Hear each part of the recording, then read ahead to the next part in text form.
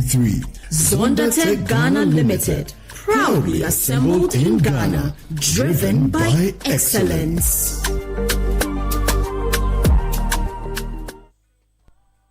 Oh, jump on now. Go. Gogomi. At what time when you come back where I don't hear the sound of your car? Why you buy new car? No, I not change my car. It be the same right. It be the fuel way I change. Way one shouts it. Ever since I started using the all-new Excellium Premium Fuel, fortified with 3-in-1 action. Oh, Joe, now my car they run like electric car. No, it's so. This is the type of fuel where they want to. Cause now engine they cost. Where they want for way if I buy it, it go protect my engine. And with the small way I buy, I go drive sir. Absolutely. It's like strapping a turbocharger to your engine and giving it a protector. And what they bust my mind self be the 3-in-1 action, no. Excellium they prevent up to 99% of deposit. It be anti-wear, some be anti-corrosion. One pair way now open there. Hey, so where can I find this magical fuel? Just head over to any Total Energy service station and your car will thank you. Hey, then make a finish my gobe fast, then rush go Total Energies. My friend, but why your hand my gobe inside? I give you info. Make a fill the gobe too small. Go. Excellium is designed to protect your car engine, decrease fuel consumption, and lower CO2 emissions. Don't say fuel, say Excellium. Choose Excellium, choose quality. Hey, Andrea, challenge these days, new level crowd. Where did you pass? Me, pass somewhere. I just switched for a better life. Hey. I switched for comfort. Look, your salary deserves better. Switch? Yeah. How do you mean? I switched my salary account to Fidelity Bank. Oh, okay. And that's my jackpot. I get higher loan amounts with lower interest rates, as well as personalized financial support. They gave me a loan to expand my side hustle, and the terms are just flexible. Wow. Your salary deserves better. Oh, my salary deserves better. You see the way you are smiling wide? Yes, I will switch and smile wider. Your salary deserves better. Switch to Fidelity Bank today and enjoy lower interest rate, car and home loan, personalized financial support, and a smile that lasts. Switch and smile wider. Fidelity Bank. Believe with us. If you believe with us, Fidelity. If I know I day aside, Fidelity. You are listening to Citi 97.3 FM, the city's finest. There can be no other 97.3. No need to change. Keep it tuned to Citi. You're number one. Don't look no further. We've got it all covered. Citi FM. Good morning. Good morning. Good morning. Good morning. Good morning. Good morning, my neighbor. Good morning to life. Good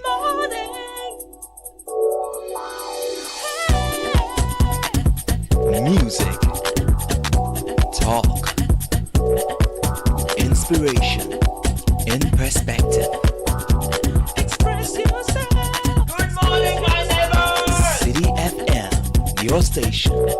It's a refreshing lifestyle. Citi FM 97.3. Jamaica. Surely goodness and mercy shall follow me. Hey, follow me.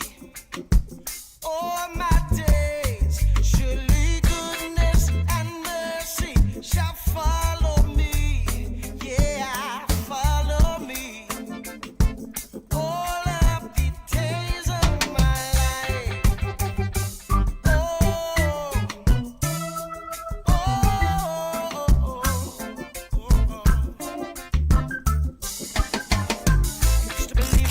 Unleashing the power of relevant radio.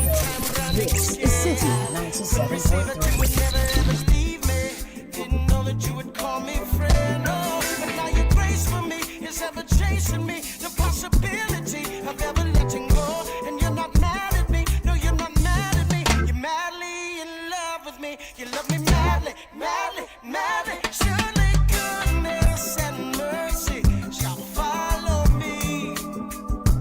Follow me. All my days. Surely goodness This and is mercy. the City Breakfast Show. Follow me.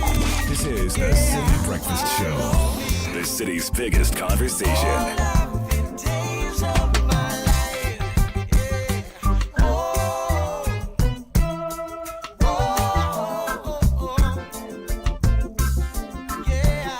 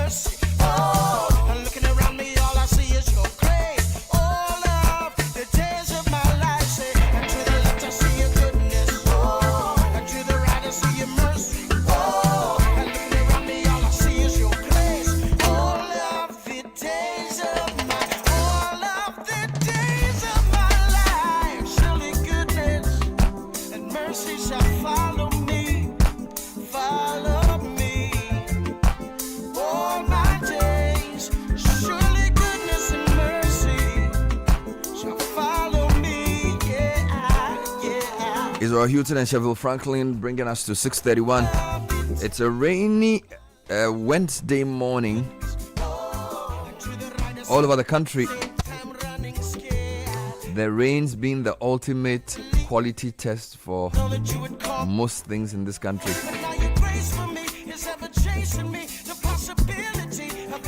And on the wings of that song, we welcome you to the Citi Breakfast Show. 97.3 Citi FM. The song is in the reggae style.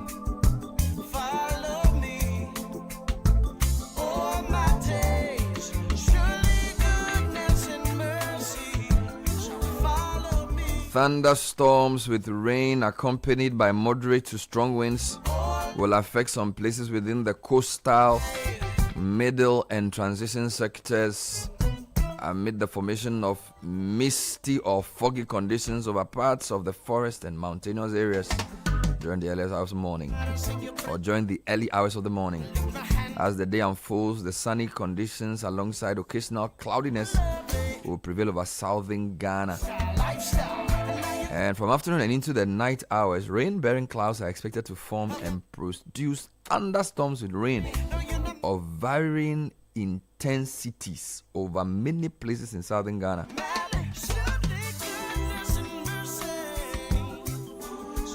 So if it's raining where you are, you know what to do. Precautionary advice coming through Citi Ghana Meteorological Agency. This is the Citi Breakfast Show, the show that makes sense. Your relevant radio partner here in Accra. He says, the Lord is my shepherd, I shall not want. He makes me lie down in green pastures. He leads me beside the still waters. He leads me in the paths of righteousness for his name's sake. So sometimes even in the stillness he leads you. His leadings don't necessarily mean noise. So there can be stillness and quietness, and he will still be there with you. So learn to discern God not just in the loudness of the noise of people's sound, but also in the stillness and the quietness of your confidence. It says, in quietness and confidence shall you be saved. So master quietness, for in your quiet moments he speaks. This is really Life Sense. It's sponsored by APSA. The ultimate account was created to be the cushion you can count on so you can feel more confident about 2026 and the future. With the APSA Ultimate account, you will get 3 times your monthly salary, up to 20,000 cedis in the event of retrenchment to help you stay afloat. Move with the confidence this 2026. Open an APSA Ultimate account today. Your story matters, APSA.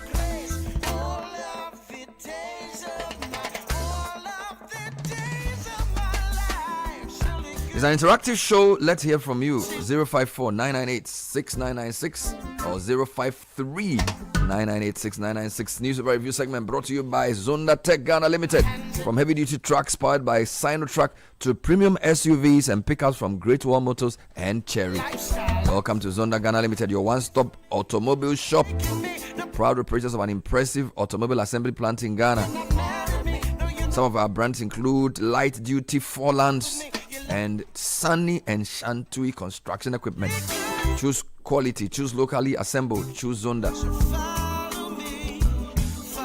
And Fidelity Bank is also proud to be associated with the news review segment, and we are here to say switch and enjoy amazing benefits.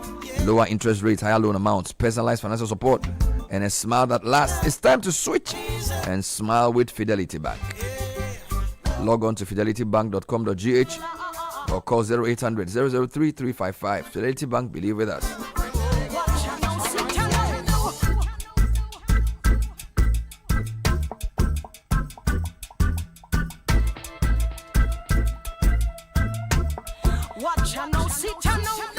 All right, so what are the newspapers saying and what are the websites saying? And of course, what are the international platforms saying? The news review segment is here with Caleb Kuda and Samuel Akom. Gentlemen, good morning. Good morning. Good morning. Good morning. Good morning. Weather requires more sleep. Yeah. We have to work. How are you guys doing?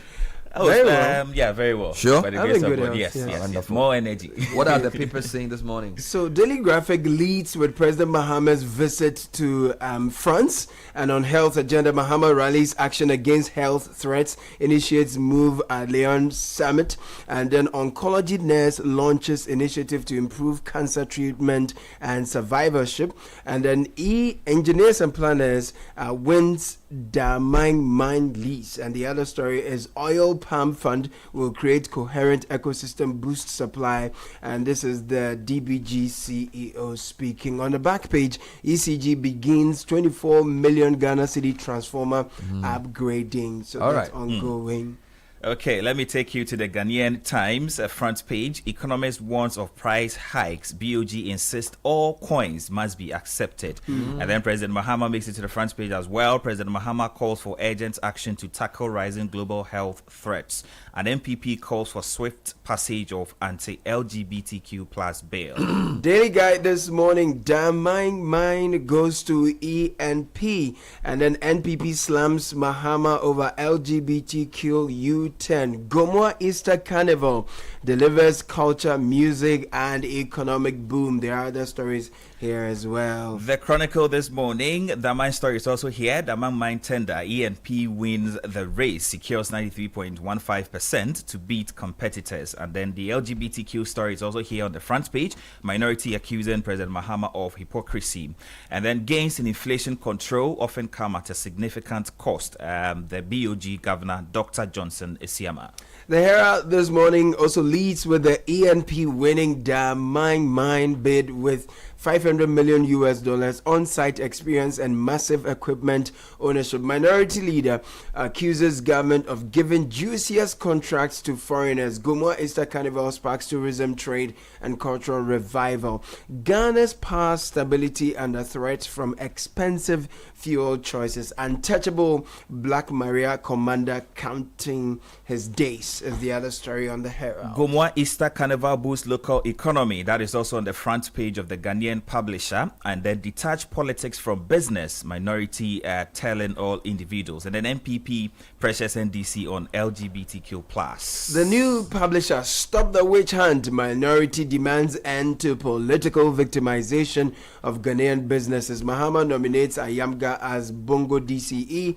NPP wasting our time with LGBT issues. This is Felix Kwachio Fosu. Scrapped levies to cost 18.15 billion Ghana cedis in revenue loss, CPS warns. The Informer this morning, speak the truth, be measured in criticism. Afayomakin advises politicians.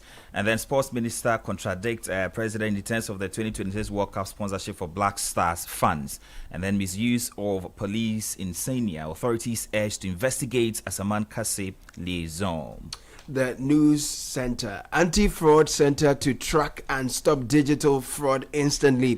Damang mine goes to ENP. Years of on-site experience, equipment ownership give them decisive edge. Tough trade-offs drive monetary policy decisions. Dr. Isiama is speaking. And toilets locked at Ebri Girls Senior High School risk students' health. Yeah.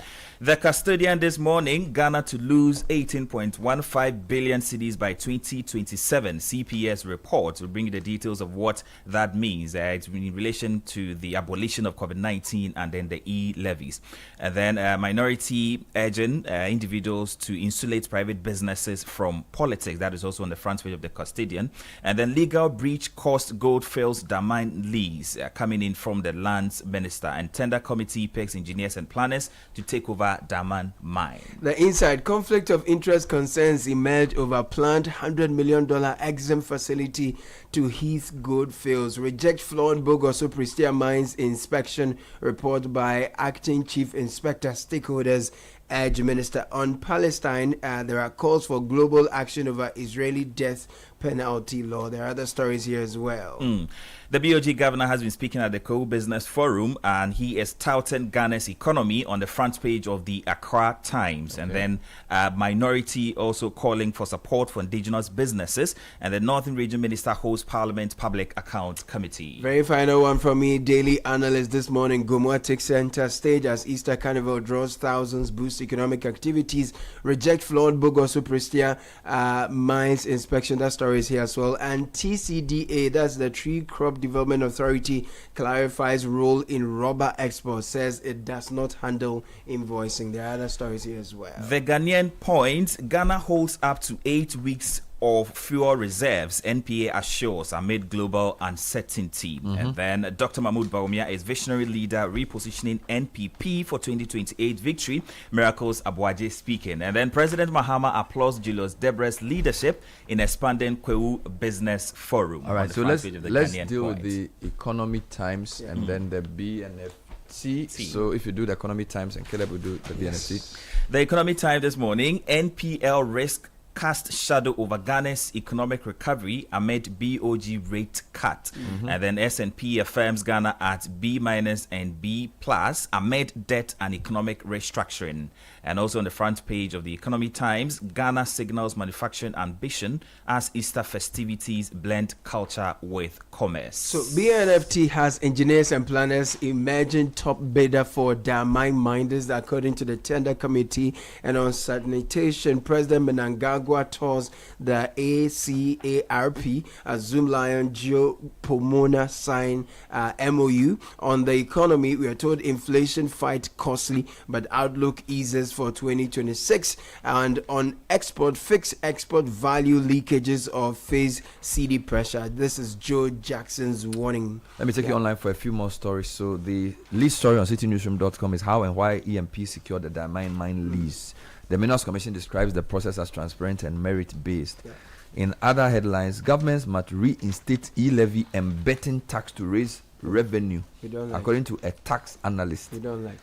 Other headlines, Ashanti region's sanitation crisis looms as waste collectors stranded at Oti landfill. Meanwhile, Ibrahim Mahama, the artist, says DSP Jalil looked on despite ability to stop the assault. Meanwhile, the DSP Jalil says Black Maria unit set for leadership change. So he now is announcing. Other headlines, CPA intensifies campaign against fake diapers across government hospitals. Channel 1 News leads with MPP saying Akufo-Addo was ready to sign anti-LGBTQ plus bill into law. This is Haruna Mahama, one of the MPP officials. Also, Kasua Old Market given to traders through unauthorized deal. This is the assembly following the demolition of that market. GRA's revenue has surged 20% despite abolition of key taxes. Nice. Meanwhile, Jinapos says government is reviewing calls to scrap fuel taxes. And then Ghana has nearly 7 weeks of petrol stock. The good news from the global the global scene, Trump has announced a 2-week ceasefire as Iran says talks will begin soon. This is Reuters announcing to everybody's delight. All the major websites are announcing this. BBC says Iran and US agreed to conditional 2-week ceasefire and opening of the Hormuz Straits. I'll just give an interesting story on Al Jazeera. In the Strait of Hormuz, Iran and China are taking aim at US dollar hegemony. I'll bring the details of that. So let's start with our big stories here. And I'll do with the mining side. E&P wins the mine bid with $500 million US on-site experience and massive equipment ownership. That's the Herald's angle. A Minerals Commission Tender Committee's recommendation has awarded the Damai mining lease to Engineers and Planners Company Limited, marking a significant movement in Ghana's mining sector. It signals a decisive shift towards indigenous firms gaining full control of large-scale mining operations and the preservation of the country's gold wealth. The recommendation, resulting from a thorough and competitive evaluation process conducted by the Minerals Commission, designates the Ghanaian-owned company as the leading candidate among 4 companies to assume full operational responsibility for the mine. According to the evaluation report, ANP emerged as the highest ranked bidder with an impressive technical and commercial score of 93.15%, outperforming its competitors in a process widely described as transparent and merit-based. So the Minerals Commission has been speaking about this using the exact same words you use. The Minerals Commission has rejected allegations of favoritism in awarding of the Daman mine lease to EMP, insisting the process was transparent, competitive, and strictly adhered to laid down regulations. This is interesting because the Natural Resource Governance Institute country manager is questioning the speed of the ministerial approval in the same deal. This story is on myjournalline.com. Country manager of NRGI, Patrick Stevenson, has raised concern about the rapid ministerial approval of the Daman mining lease awarded to MP. Speaking in an interview on Top Story, Mr. Stevenson noted that the decision, granted barely 2 weeks after a tender committee submitted its recommendation, was unusually swift and could raise transparency concerns, which is why the Minerals Commission was responding. Also talking about the evaluation revealing that Heath Goldfields Limited did not attain the minimum technical score of 80% and was therefore excluded from further financial assessment. Yes, meanwhile, on that same development, page 3 of the Custodian is reporting the Minister for Lands and Natural Resources, Emmanuel Amakofibwa, has revealed that the government decided not to renew the mining lease of Goldfields Ghana Limited for the Daman mine because the company failed to comply with the terms of the agreement, and particularly the legal framework for an application for renewal of the lease. So that is telling us how they lost that. All right, let me take attention to power now. Ghana's power stability under threat from expensive fuel choices. So to the average Ghanaian, the power sector today appears relatively stable compared with the severe disruptions of the doomsday years between 2012 and 2016. And the system seems to be holding up. Businesses can plan, households enjoy more predictable supply, and the agency that once defined national conversations on electricity has faded.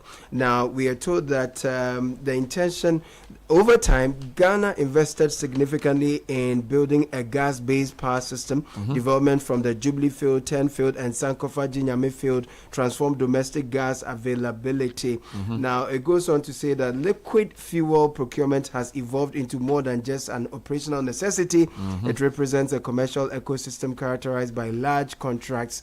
But it's saying that at the same time, Ghana is not short of gas opportunities. Additional supply could come from expanded domestic production.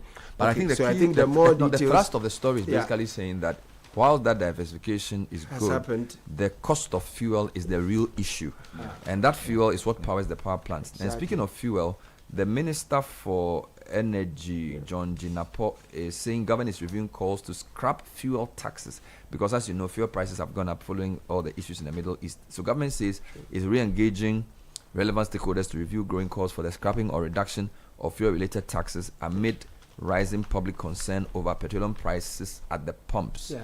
Speaking at this year's COMAC Safety Week, Minister for Energy and Green Transition, John Jinapo, said the government is in discussion with Finance Ministry and other key stakeholders to assess the impact of the taxes and the broader concerns being raised. Now, the reason this is important is the MP has been commenting on this, and there's also been some transport fare hikes by VIP. So the NPA and Ghana holds up to 8 weeks of fuel reserves, NPA assuring amid global uncertainty, and that is on the page 5 of the Ghanaian Point. The National Petroleum Authority has disclosed that Ghana currently has sufficient fuel reserves to cushion against potential supply disruptions, with nearly 8 weeks of diesel and about 7 weeks of petrol import cover. Meanwhile, the VIP Transport is defending their fare increase over rising fuel and maintenance costs, and this story is in multiple websites. Management of VIP Gion Transport has defended the decision to increase transport fares, citing rising operational costs. I think I heard you speak to Dr. Bray this morning. The company said the decision follows months of maintaining existing fares despite mounting financial pressure, including increasing fuel prices, high spare part costs, and longer travel times on major routes. Okay, to the back page of Daily Graphic, ECG begins 240 million Ghana Citi transformer upgrading. So the Electricity Company of Ghana, ECG, has begun replacing and upgrading transformers in parts of Accra to improve and provide a reliable power supply to customers. So installation works are expected to cost the company about 240 million Ghana cedis and would cover 8 substations at places such as Maijo, Lashibi, Trade Fair, Boteman, and the Teshinungwa Enclave, as well as the Spintex Road, Adenta, and Denu Enclaves, which have already been completed. Now, following that, another exercise to replace one transformer would be carried out in Kumasi in the Ashanti region. So we are looking. So still on that, a different angle in the Ghanaian Point, page 8. ECG is assuring improved power stability after the upgrade, and they also assuring residents of carrying out that exercise in a reliable manner that will not disrupt power supply. The MPP is not happy with the government stance on the LGBTQ issues. So I'll give you 2 stories. Julian Odame, as reporting on Channel 1 News Online, Says Akufo-Addo was ready to sign anti-LGBTQ bill into law. This is Deputy General Secretary of the party, Haruna or Mohammed rather. He has insisted that the former president was ready to assent the anti-LGBTQ bill, but was held back by ongoing legal challenges. His comments come amid renewed criticism by MPP of President John Mahama and the NDC, whom they accuse of softening their stance on the controversial legislation since returning to power. Now, I'll give you 2 more stories on this. The John Intim Fojo has also been talking about this. He's the MP for Asin South, and he's saying that MPDC is being hypocritical on the issue, because I think Felix Kwachu went to say that anti-LGBTQ plus is not wasting our time. That's priority right. of Ghanaians. Then I have an interesting retort. This is not on any website, but it's on Facebook. So the presiding bishop of the Methodist Church, Professor Kwabena Asamoah Jedu, has made a post. This post was made, I think, sometime yesterday. It says, I'm quoting a Joy FM news item. Quote, the Minister for Government Communications, Felix Kwachu, has stated that issues relating to LGBTQ plus are not a major priority for Ghanaians, stressing that the government remains focused on key socio-economic concerns. Really? So which Ghanaian is this minister referring to here? In any case, did we miss a poll on this matter? If you've softened your stance on the issue, just tell us. Don't belittle everyone's intelligence. Please be serious. Thank you very much. That was Professor Samuel Jedu's post on Facebook, which is also making the rounds. Sharp. But there was a story you read about we losing some revenue after scrapping the COVID and the betting tax and all. No. So what I said was government must reinstate these 2 taxes according to a tax analyst. But another story says that despite scrapping these taxes, we've made increase in our revenue. 20%. That's from the GRA. So we like the COVID and the betting tax still gone. The Ghana Revenue Authority GRA is pushing back against concerns over lost revenue following the abolition of e-levy, COVID-19 levy, and betting tax, revealing stronger than expected collections in early 2026. The development challenges assumptions that removing the taxes will significantly weaken government revenue, even as pressure mounts to find new fiscal buffers. Speaking at a forum organized by the Center for Policy Scrutiny, the technical advisor to the Commissioner General of GRA, Elsie Apelklu, posited that while the tax removals were initially seen as a setback, the outcome has been more nuanced. So what the tax guy is saying, we shouldn't accept it. At all. Meanwhile, on page 2 of the Chronicle, introduce e-levy in a new form to rake in revenues. That is coming in from CPS. A strong case has been made for the reintroduction of a redesigned electronic transfer levy, e-levy, as economists and tax experts warn that Ghana's decision to abolish key taxes risks widening fiscal deficits and undermining the long-term development. Now, the proposal emerged as a central theme at a high-level public lecture organized by the Center for Policy Scrutiny in Accra, where stakeholders examined the implications of scrapping the e-levy, COVID-19, and then the betting tax. There's another story here that I want to bring to your attention. So the insurance industry also has some issues. So they are unhappy with what they consider to be government or political interference in the insurance industry. So this story says, where blue or green had to survive, IBAC president says insurance industry has been captured by politics. Story on myjournalline.com. President of the IBAC, Stephen Kwatingebo, has warned that Ghana's insurance industry is becoming dangerously politicized. He was emphatic that the survival is increasingly tied to political affiliation. His comments follow concerns raised by Sam Jonah about what he described as a deeply corrosive crisis in the sector, driven by political interference and unethical practices. Speaking at IBAC's annual conference in Accra on March 26, the veteran business leader cautioned that the industry's integrity is under serious threat. Now, speaking on PM Express on Tuesday, Mr. Eboa said concerns raised at the conference reflect a worrying reality within the industry. The topic we gave him was to talk about how to build resilience in socio-political environment. And then he also talked about Sabjona slamming political interference in the sector, etc., etc., etc. Yes, let me bring you 2 quick stories on the economy. Now, the Economic Times, S&P affirms Ghana at B- and B amid debt and economic restructuring. A story by Toma Imre. Imre here. Toma Imre here. Thank you. S&P Global Ratings has affirmed Ghana's sovereign credit rating at B- and B with a stable outlook in its latest assessment released at the end of March 27, 2026, signaling cautious optimism about the country's post-restructuring recovery while underscoring persistent fiscal vulnerabilities. And then on the other side, economists warn of price hikes and BOG insists all coins must be accepted. When was the last time you saw 20 cities, 20 pesos or 10 pesos? I think it's been a while. Yeah, so what began as a refusal of the lowest denomination of the Ghanaian cedi, the 1 and 5 pesos, has now escalated into a widespread rejection of the 10 and 20 pesos. In many communities, traders, commercial drivers, and small-scale retailers are increasingly declining to accept these coins in everyday transactions. Now, customers attempting to pay with 10 or 20 pesos coins often face outright refusal, leading to arguments between buyers and sellers. Okay. Yes, so that is basically. Let me take your attention. So are the mates not accepting coins? The mates? For the mates, they do. They do. I think they do. The mates. Some traders don't like the coins. Yeah, traders don't like the Usually coins. at the malls, you will get some coins when you buy. And even when they are giving you, they'll be like, "Oh, coins or whoopah na," that kind of thing. Right. Now, toilets locked at a Brie Girls Senior High School, risking students' health. Why? A deepening sanitation crisis at a Brie Girls Senior High School has sparked outrage among parents and raised serious public health and gender concerns as reports emerged that authorities have locked up the toilet facility due to persistent water shortages.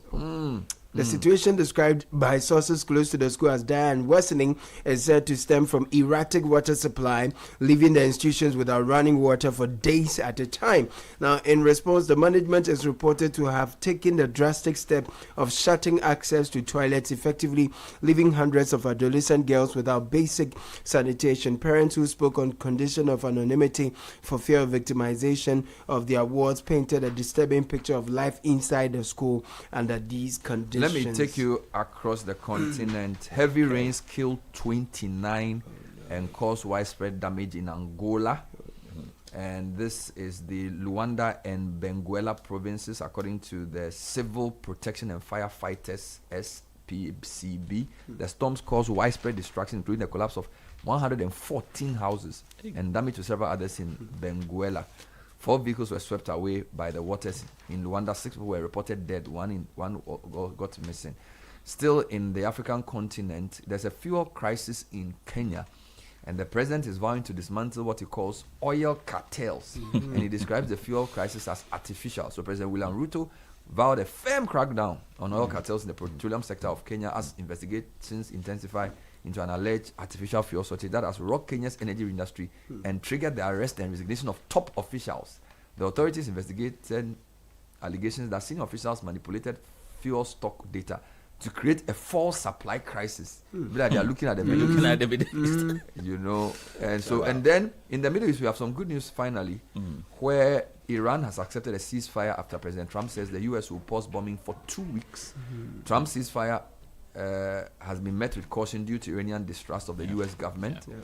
And then the Chinese and the Iranians, according to Al Jazeera, are working hard to reduce the dependence on dollar. So the story says Tehran and Beijing both stand to gain from boosting status of the Chinese yuan. And they want to end the hegemony of the US dollar for the purchase of petroleum. And they're saying that the US has leveraged the dominance of the dollar in international trade to exert influence and inflict pain on enemies and competitors, Iran and China included. And so this Strait of Hormuz closure, which accounts about 1/5 of global oil, is now a chessboard, not just for territory, but also for economic dominance. Thank you, gentlemen. That was the newspaper review. Coming up next is the City Business News. This is the City Breakfast Show, the city's biggest conversation. Join the conversation on the City Breakfast Show on Facebook at facebook.com/City97.3, Twitter at twitter.com/City973, and Instagram at instagram.com/City973 with the hashtag CityCBS. Unleashing the power of relevant radio. This is City 97.3. With more from the world of business, Ni Latte is here with City Business News. Good morning, Ni. Good morning, Bernard. It's midweek. This is the breakfast edition of City Business News here on 97.3 City FM, brought to you by MTN, EcoBank, and Valex. Coming up, crucial meeting today between government and sachet water manufacturers over proposed increment in price of the product. Also in this edition, Minerals Commission rules out buyers in granting diamond mining lease to engineers and planners. Much later, we'll tell you how local businesses in cocoa processing are bracing new methods to expand and gain traction with value addition.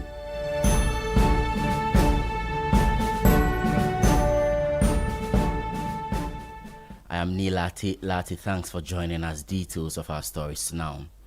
Government is set to hold crunch talks today with the Ghana Plastic Manufacturers Association and the National Association of Sachet and Packaged Water Producers over a proposed increase in sachet water prices. The meeting follows industry signals of upward price adjustments driven by rising input and production costs. The Ministry of Trade, Agribusiness and Industry has, however, maintained that sachet water prices will remain unchanged for now after the planned hike scheduled for April 6 was suspended. Chief Commercial Officer at the Ministry, Kofi Addo, has been expressing optimism about reaching a constructive outcome. For the past 3 to 4 years, they have not increased sachet prices, but this was mainly due to the high cost of raw materials, which has been necessitated by the closure of the Strait of Hormuz due to the war. So given this information, and because the ministry was not aware, we wanted to engage them so that we can resolve all the issues relating to the sector. So that is what we did. We appreciate the manufacturers and the producers to cooperate with the ministry for us to stop the increment today, so that we can all meet on Wednesday and then come out with a workable plan for the sector. Kofi Addo is the Chief Commercial Officer at the Ministry of Trade, Agribusiness and Industry. The Minerals Commission has rejected allegations of favoritism in the awarding of the diamond mining lease to Engineers and Planners Limited, insisting that the process was transparent, competitive and strictly adhered to laid down regulations. Some have been questioning whether the selection process was fair, but officials at the Commission maintained that due process was followed at every stage and that the outcome was based solely on merit and compliance with established guidelines. Before we hear from the Minerals Commission, here's how engineers and planners outbid others to secure the mining lease. The tendering process began with 4 bidders but quickly narrowed to 2 after a strict administrative screening eliminated non-compliant applications from Maripoma and Vortex Resources. The next phase was the technical assessment, which carried an 80% weighting. Engineers and planners led with a score of 95.4%, well above the qualifying benchmark. Its closest competitor, Heath Goldfields, failed to meet the minimum threshold and did not advance to financial evaluation. On the financial side, E&P met the investment requirement by demonstrating access to over $500 million in committed funding from ABSA and Stanbic Bank.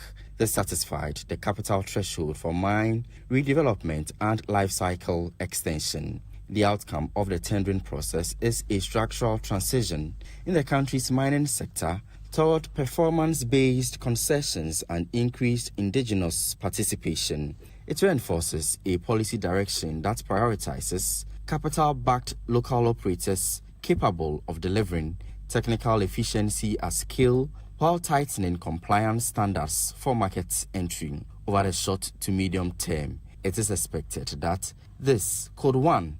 Deepen local value retention, 2. Stimulate domestic mining services, and 3. Recalibrate investor expectations, particularly for multinational firms operating in the mining space. With the tender committee's recommendation now approved by the minister responsible for lands and natural resources, Emmanuel Amakofi-Boa, the deal for engineers and planners enters its final phase, subject to the completion of outstanding regulatory and operational conditions before it can commence full-scale mining activities at that mine. Well, Joseph Iroko is acting director of legal affairs at the Minerals Commission. He's been ruling out bias in the award of the mining lease. The committee went into this work without regard for anybody's last name. That's the first thing I want to raise. Then secondly, the committee was guided by the tender notice guidelines published by the minister as per regulation 2584 of the Minerals and Mining Licensing Regulation 2012 LI 2170. So the process has been outlined in the regulations. So the minister published the notice and then told the whole world as to the criteria that any bidder must meet. That was acting director of legal affairs at the Minerals Commission, Joseph Iroko. SMEs in the cocoa value chain are redefining domestic processing methods and focusing now on value addition to gain traction. They are strategizing to retain more value in the economy and reduce reliance on raw bean exports. Recent disruptions in the sector, including a liquidity squeeze that delayed payment to farmers. But for these local businesses, the opportunity lies in moving up the value chain from basic processing into finished cocoa product. Daniel Sakiti has the rest of the story. The liquidity challenges accelerated reforms, including a mandatory local processing policy requiring at least 50% of cocoa beans to be processed domestically from the 2026-2027 crop season, while all remaining beans in the 2025-2026 season were earmarked for local processors to further deepen value addition within the industry. The policy shift has been positively received by SMEs across the value chain, including Seco Cocoa Enterprise Limited, producers of Seco chocolates, and Flexi Foods, makers of Kamini chocolates. General Manager of Seco Chocolates, Rebecca Yatel, in an interview with Citi Business News, underscored the policy's potential to drive production expansion and job creation within the company. Seco Chocolates, our value proposition is no additives. We don't do any additives, we don't do any preservatives. It's just you enjoy the premium cocoa, the premium Ghana cocoa. So because of that, people really love our chocolate, and then the attraction has become very huge. So as we get a share of the 50% beans allocation, is going to help us expand in terms of facility and in terms of machinery. We are also going to be able to add up and then supply all our clients. Founder and Chief Executive Officer of Flexi Foods, Lucy Afari, also acknowledged the opportunities presented by the local processing agenda, but emphasized the need for regulatory clarity on implementation guidelines. She indicated that the company is targeting increased production and employment as the policy takes effect. For now, we are waiting for the regulators of cocoa, which is our cocoa board, and the other agencies to give the directives on the implementation of this directive. It's a policy directive, and how to go about it is now the work of these people. This is an opportunity for us to also employ people to come in with our expanded capacity. So we are very much ready to take up this challenge. Despite their optimism, the SMEs highlighted persistent constraints that could limit their growth, stressing the need for targeted supports to strengthen local participation in the cocoa value chain. Tax tariffs on our imports is high. Of course, you wouldn't get these machines here in Ghana. We have the grinders, we have the crackers, we have the cocoa butter press. You have to, import all of these machines from China, from the Europe, and then other parts of the world. We can't get them here. The tariffs on these machines is too high. So sometimes, it discourages some of us from, importing. So it discourages them. So what I would like to, plead with the government is to, reduce the tariffs on all our imports. Currently, we have a 10-ton processing capacity to be fine. If we can even increase it, double it, or even triple it, which we are capable of doing. So we'll need some support in terms of financing. They also called for stronger consumer support through increased patronage of locally produced chocolate brands. Instead of buying sweets, why not chocolate? Because there are a lot of health benefits in chocolate as against sweets. It would just be good that every Ghanaian consumes cocoa per day to increase the per capita consumption of cocoa across the nation. In that report were some SMEs in cocoa processing, and then it was founder and CEO of Flexi Foods, Lucy Afari, It was a report put together by my colleague Daniel Sakiti. On the forex market this morning, the dollar is trading at 11 cedis 80 pesos, the British pound at 15 cedis 70 pesos, that of the euro could be sold to you at 13 cedis 75 pesos. Please be guided. These average rates from forex bureaus and not the Bank of Ghana's interbank rate. And that's it for the breakfast edition of Citi Business News. But before I go, just a bit of update. And oil prices have slipped below the $100 per barrel mark after U.S. President Donald Trump announced a 2-week ceasefire agreement with Iran, easing geopolitical tensions that had supported recent price gains. We all checks by Citi Business News. Early Wednesday morning show West Texas intermediate crude trading at $94.84 per barrel, while Brent crude is priced at $93.02 per barrel. These stories and more on citynewsroom.com/business. I'm Nila Telate. Do have a good business day. Pow, make we step out small. Bonya Muda said the carnival for town to start now. Yeah, miss it there, see my fiber, they fire off. Download, liquor, do streaming, they go on. Gaming, suit, no buffering. It's Bonya way, they more fiber. Oh, wow, so you really no go come and pa. MTN unlimited fiber. Internet day here, make a promote. This Easter, put your home on MTN Unlimited Fiber Internet and make the fun day right where you are. Fast speed, pure fiber, truly unlimited. Visit my MTN app or dial *5057# to check fiber availability or to subscribe. MTN. This is the Citi Breakfast Show, the city's biggest conversation. Unleashing the power of relevant radio. This is Citi 97.3. L to the L to the L to the L. Hey.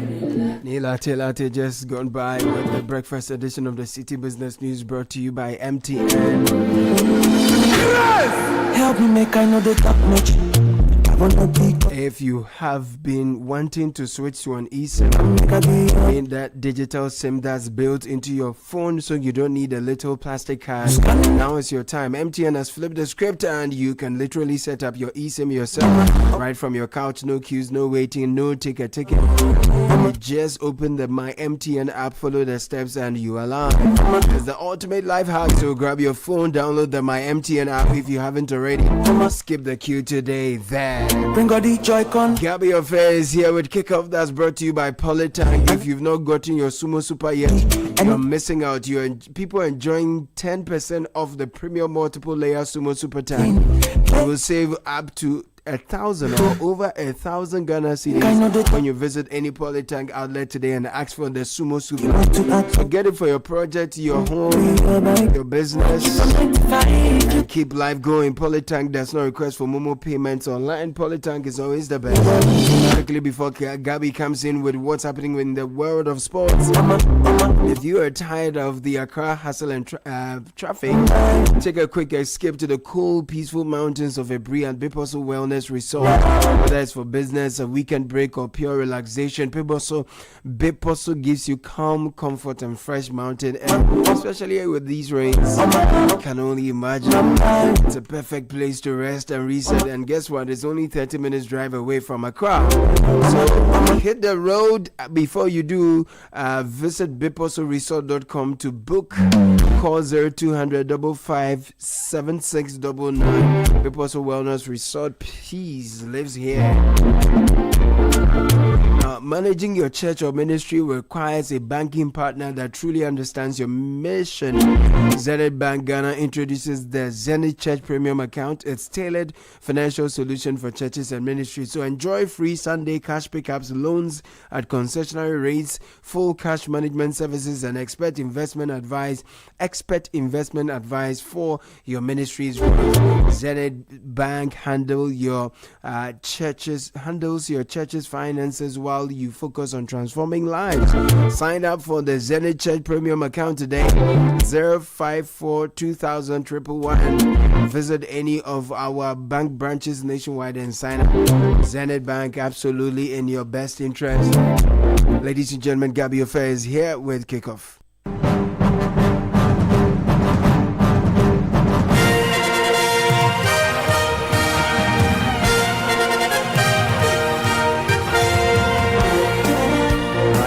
Wednesday, April 8th. Time now for the very latest in the world of sports, right here on 97.3 in the next 10 minutes. But it's keeping the ball that's a problem straight away. It's Elise up against Howson and teeing up Kane, and Kane scores! Dead eye! It's his first shot of the night. All right, so Harry Kane grabbing his 49th goal in all competitions for Bayern Munich this season, his latest, helping to beat Real Madrid by 2-1 at the Bernabeu. We'll get to review the game from last night and then build up to tonight's games as well in the UEFA Champions League. Also coming up. Me, I want Michael Carrick or Pep Guardiola. So me, I say the GFA is not the right man for the job.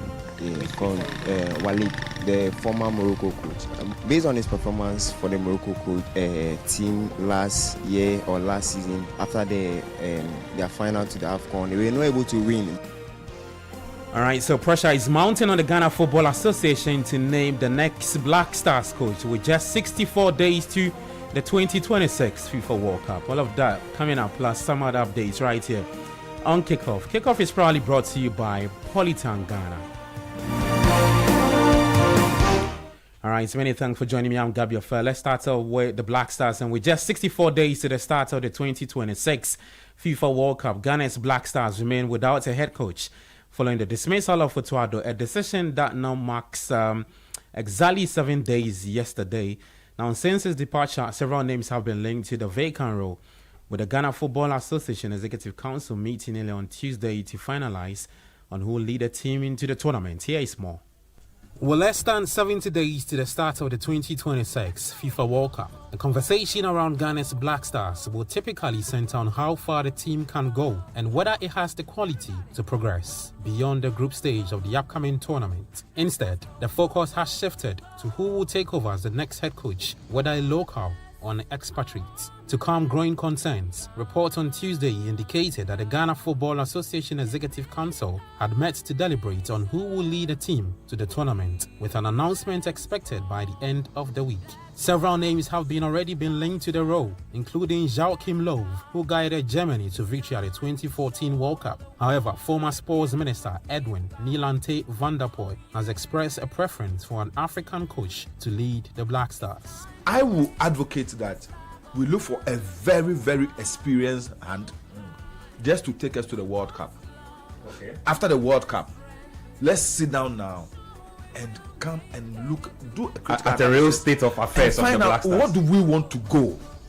But our performance at the World Cup, no matter what, should not be the yardstick, because we may be deceived. Based on our performance, we will think that everything is right. Former Black Star psychologist Dr. Patrick Ofori is of the view that appointing the next coach will not on its own resolve the ongoing coaching crisis surrounding the team. We have a serious problem with our coach education. If you cannot name anybody within the 32 million people, clearly then it means we've not done well. It's like investing in science equipment and laboratory equipment without necessarily having science teachers to take over. That is clearly an issue that has bedeviled our national team for some time now. On the streets, there were divided opinions amongst football fans regarding the coaching situation. As the local coaches, they took we to World Cup twice. We didn't qualify for group stage. So it look like they don't have experience. What foreign coach do they want? Me, I want Michael Carrick or Pep Guardiola. I would say foreign coach. Called Walid, the former Morocco coach. Based on his performance for the Morocco coach team last year or last season, after their final to the AFCON, they were not able to win, but he was able to manage to pick them, send them to the finals of the AFCON. So I think he will be the best one for the Black Star team. Right, those were some football fans sharing their views on who should be Ghana's next coach ahead of the World Cup, ending that report. Now, we do understand that the Ghana Football Association is set to make a final decision from a short list that includes Carlos Queiroz, Fernando Santos, and Paulo Bento. GFA is leaning toward a short-term appointment, and as a result, whoever is selected from the 3-month shortlist is expected to lead the team only for the duration of the World Cup campaign. Away from the Black Stars, now Ghana's Black Starlets, the assistant coach in Nana Kwekwa Ajiman, is confident the team can make a strong impact At the upcoming Under-17 AFCON in Morocco, this comes despite a 2-1 friendly loss to Hearts of Lions yesterday at Accra Sports Stadium. The team will now face Vision FC and Accra Hearts of Oak in the final preparations before the tournament kicks off on April 25. Personally, it's a huge motivation for me to do well, help my head coach, including the rest of the technical team, to achieve greatness with this team because I think that we have it in us to do it. As a technical team, my head coach, he's done extremely well, brought up the principles, the structure, we all bought into it, and we've been working really, really hard to make sure that not only support him, but as a technical team, we achieve together. There is that camaraderie between us, there's that love and brotherhood among us, and when we go to the field it's the same, whether it's training, matches, we all respond to the same language. So it's really, really huge for us as a technical team, not only to just go and participate but to win the AFCON. All right, so that's the Black Starlet assistant coach Lanako Kwajiman speaking to Citi Sports. Staying on that, Ghana will land their group stage opponents for the upcoming tournament when the draw is held today in Cairo. The event will take place at the headquarters of the Confederation of African Football at 4 p.m. So we'll keep you posted regarding that story. Now to this, and CAF President Dr. Patrice Motsepe is set to visit Senegal later today. Motsepe will meet Senegalese head of state, His Excellency Bassirou Diomaye Faye, and Senegal's Football Federation President, Mr. Abdoulaye Faye, on the weekend visit. While the purpose and details of the visit are yet to be confirmed by CAF, it is expected to be linked to the recent appeals jury decision to strip Senegal of the AFCON 2025 title. Well, let's get to the Champions League. Last night, and the Bernabeu Hurricane marked his comeback from injury with a superb strike as Bayern Munich took advantage in their Champions League quarter-final against Real Madrid with an impressive first leg 2-1 victory. Kane returned from an ankle injury to net his 49th goal of the season in 41 appearances for the German side. We hear from the Englishman Harry Kane after last night's performance. Up there, I think. We know Real Madrid and the Bernabeu in the Champions League. We know what comes with that, the noise, the hype, and to be able to perform like we did today, I thought was top from everyone. We had some really big chances, created some good moments. Just the final finish, the final pass weren't quite as good as it probably has been this season, but look, they had some good chances as well. Manu made some great saves. So overall, to win at the Bernabeu and take this back to the Allianz is a big momentum for us. A big night for the man, Harry Kane, speaking after his side beat Madrid by 2-1. Well, Real Madrid's only goal came from Kylian Mbappe, who finally beat Bayern Munich's magnificent 40-year-old goalkeeper in Manuel Neuer, who made 9 saves in that game. Trent provided the assist for Kylian Mbappe. We need to analyse the game, the positives and the negatives. We've seen where we could exploit them. We've seen the areas in which we were able to create chances and their weaknesses, but on the other side of that, where their strengths are. So it's about limiting their strengths and exploiting their weaknesses, which I'm sure the manager and the coaching staff will analyse and dissect the game and come up with a game plan for us to go over the next week and win. Neuer was man of the match, so you did a lot of things good. So I guess that's the thing to build on from. Yeah, for sure. I think he made an amazing save. All right, so that's Madrid's Trent Alexander-Arnold speaking after his side's loss to Bayern Munich. Well, elsewhere in Lisbon, Kai Havertz came off the bench and scored a 91st minute winner as Arsenal clinched a 1-0 victory over Sporting in their quarter-final clash. We hear from Kai Havertz speaking after the win. To score a late goal is always nice, especially in front of the fans. We take that result, and still a lot of work to do next week, but we take the result for sure. A great moment, a great pass as well to you, wasn't it? Yeah, top. So much quality, that guy, and obviously as a striker or attacking midfielder, you always wait for these moments, and he made it so well, so credit to Martinelli. On the balance of play, do you think you deserved it? Well, I think it was an open game, but I think for most of the time we controlled the game quite well. But football is made up from moments like this, and I think we played overall a very good game. Can be proud of ourselves. And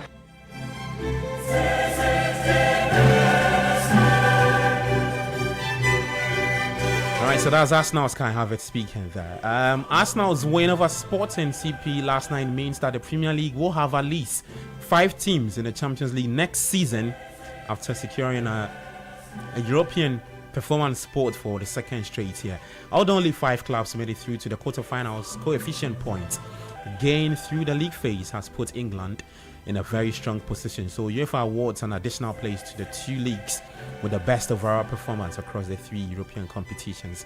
But later tonight, Barcelona will take on Atletico Madrid at 7 p.m. and then in France at the Parc des Princes, PSG taking on Liverpool, also kicking off at 7 p.m. in the UEFA Champions League.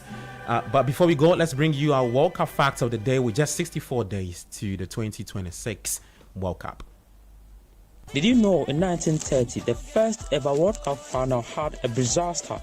2 different balls were used because finalists Uruguay and Argentina couldn't agree on which one to play. FIFA eventually intervened, decreeing that Argentina's preferred ball would be used in the first half and Uruguay's in the second. Curiously enough, the choice seemed to impact the game. Argentina led 2-1 at halftime with their ball, but Uruguay came back to win 4-2 after the switch. All right, so that's your World Cup facts for the day, brought to you by my colleague Julio Ashirifri Amwa. Well, that's the very latest in the world of sport. For more, you can head to citysportsonline.com and on X at citysportsgha. Kickoff is proudly brought to you by Polytangan. I'll be back later at 3:10 with more World Cup diaries on the Traffic Avenue. And later at 5 p.m., there's more sports for you in Sports Flash. I'm Gabby Ofe. Enjoy the rest of your day. Do take care and bye-bye. From now to the end of Ghana month, Polytank is celebrating with you. We are giving you over 1,000 Ghana cedis for free on our premium Sumo Super range of water tank in celebration of Ghana. Sumo Super is designed to last, giving you peace of mind for your home, project, or business. Don't miss this limited time offer. Visit any Polytank outlet today. Ask for Sumo Super and save over 1,000 Ghana cedis. Polytank, the original, always the best. Panono Ankasa. Beware, Polytank does not request for Momo online. It's so hard to find someone who's always there, who do the best they can to push you to the top. But I found myself a friend who's all of these and more. When I put my dreams to sleep, you wake me up to dream. I trust in blue. I trust in blue. I trust in blue. I trust in blue. Save your money with blue. Secure your future true. Blue Ghana day for you. I put my trust in blue. I trust in blue. Blue Financial Services Ghana Limited. Trust in blue.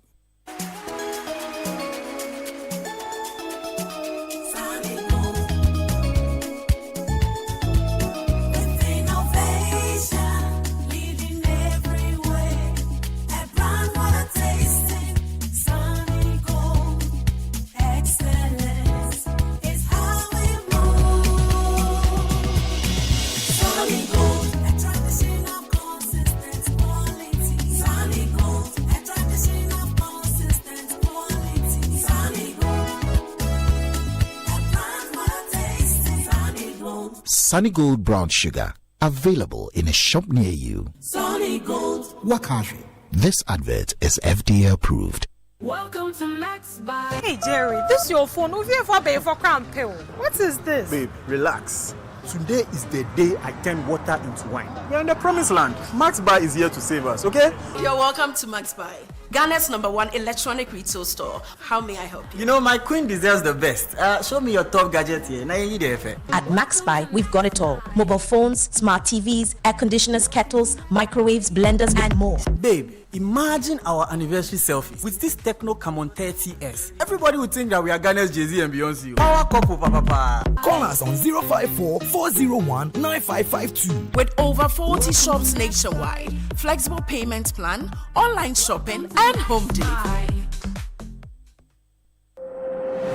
Look Looking for engineering excellence you can trust? Welcome to Left Signature Limited, driving progress through technology and engineering excellence. From expert electrical engineering design, installation, power systems, renewable energy, automation and control, to reliable data center and managed services, power infrastructure, network connectivity, server virtualization, cloud integration and data security, and cutting-edge software development, custom business applications, web and mobile apps, cloud and DevOps solutions. Integrity, safety, accountability, teamwork.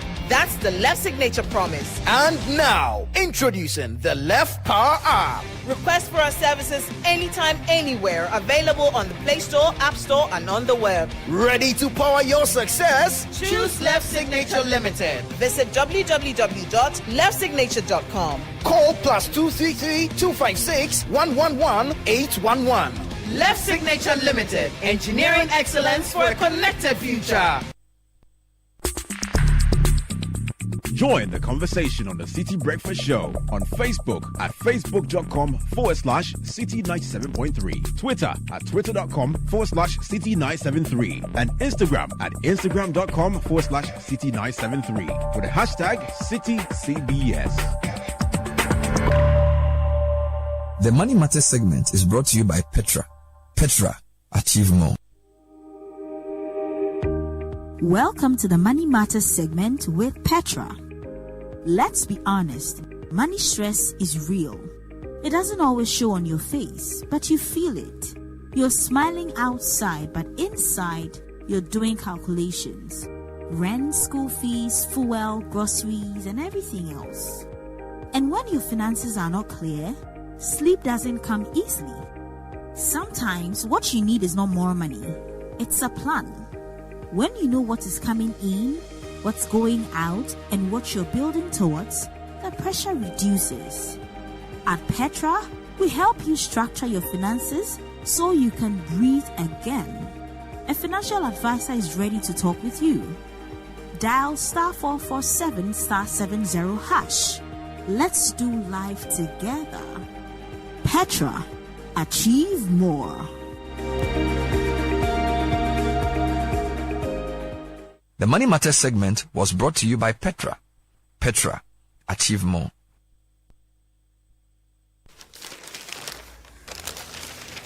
This is not just talk. This is scrutiny. Policies dissected, promises questioned, solutions demanded. Urban challenges, national priorities, real questions that move Ghana forward. Trusted by the public, respected by decision makers. The Citi Breakfast Show, Ghana's biggest morning show, because development starts with truth. The Citi Breakfast Show on 97.3 Citi FM. This is the Citi Breakfast Show, the city's biggest conversation. Unleashing the power of relevant radio. This is Citi 97.3.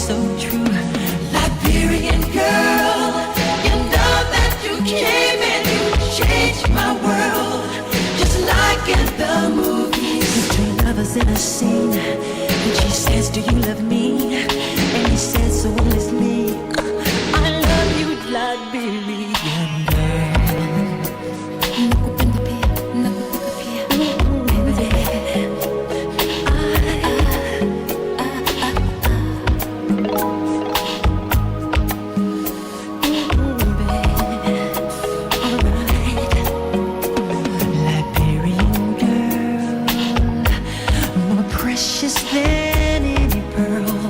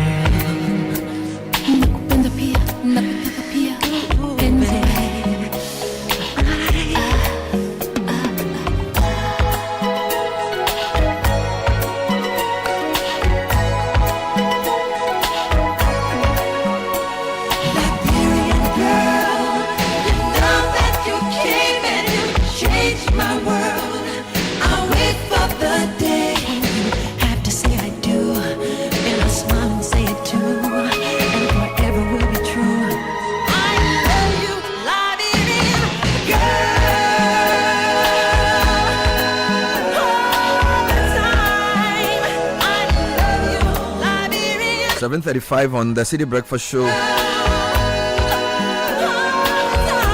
I still don't understand why it rains in the whole country and those of us in Accra only get 5 minutes of rain.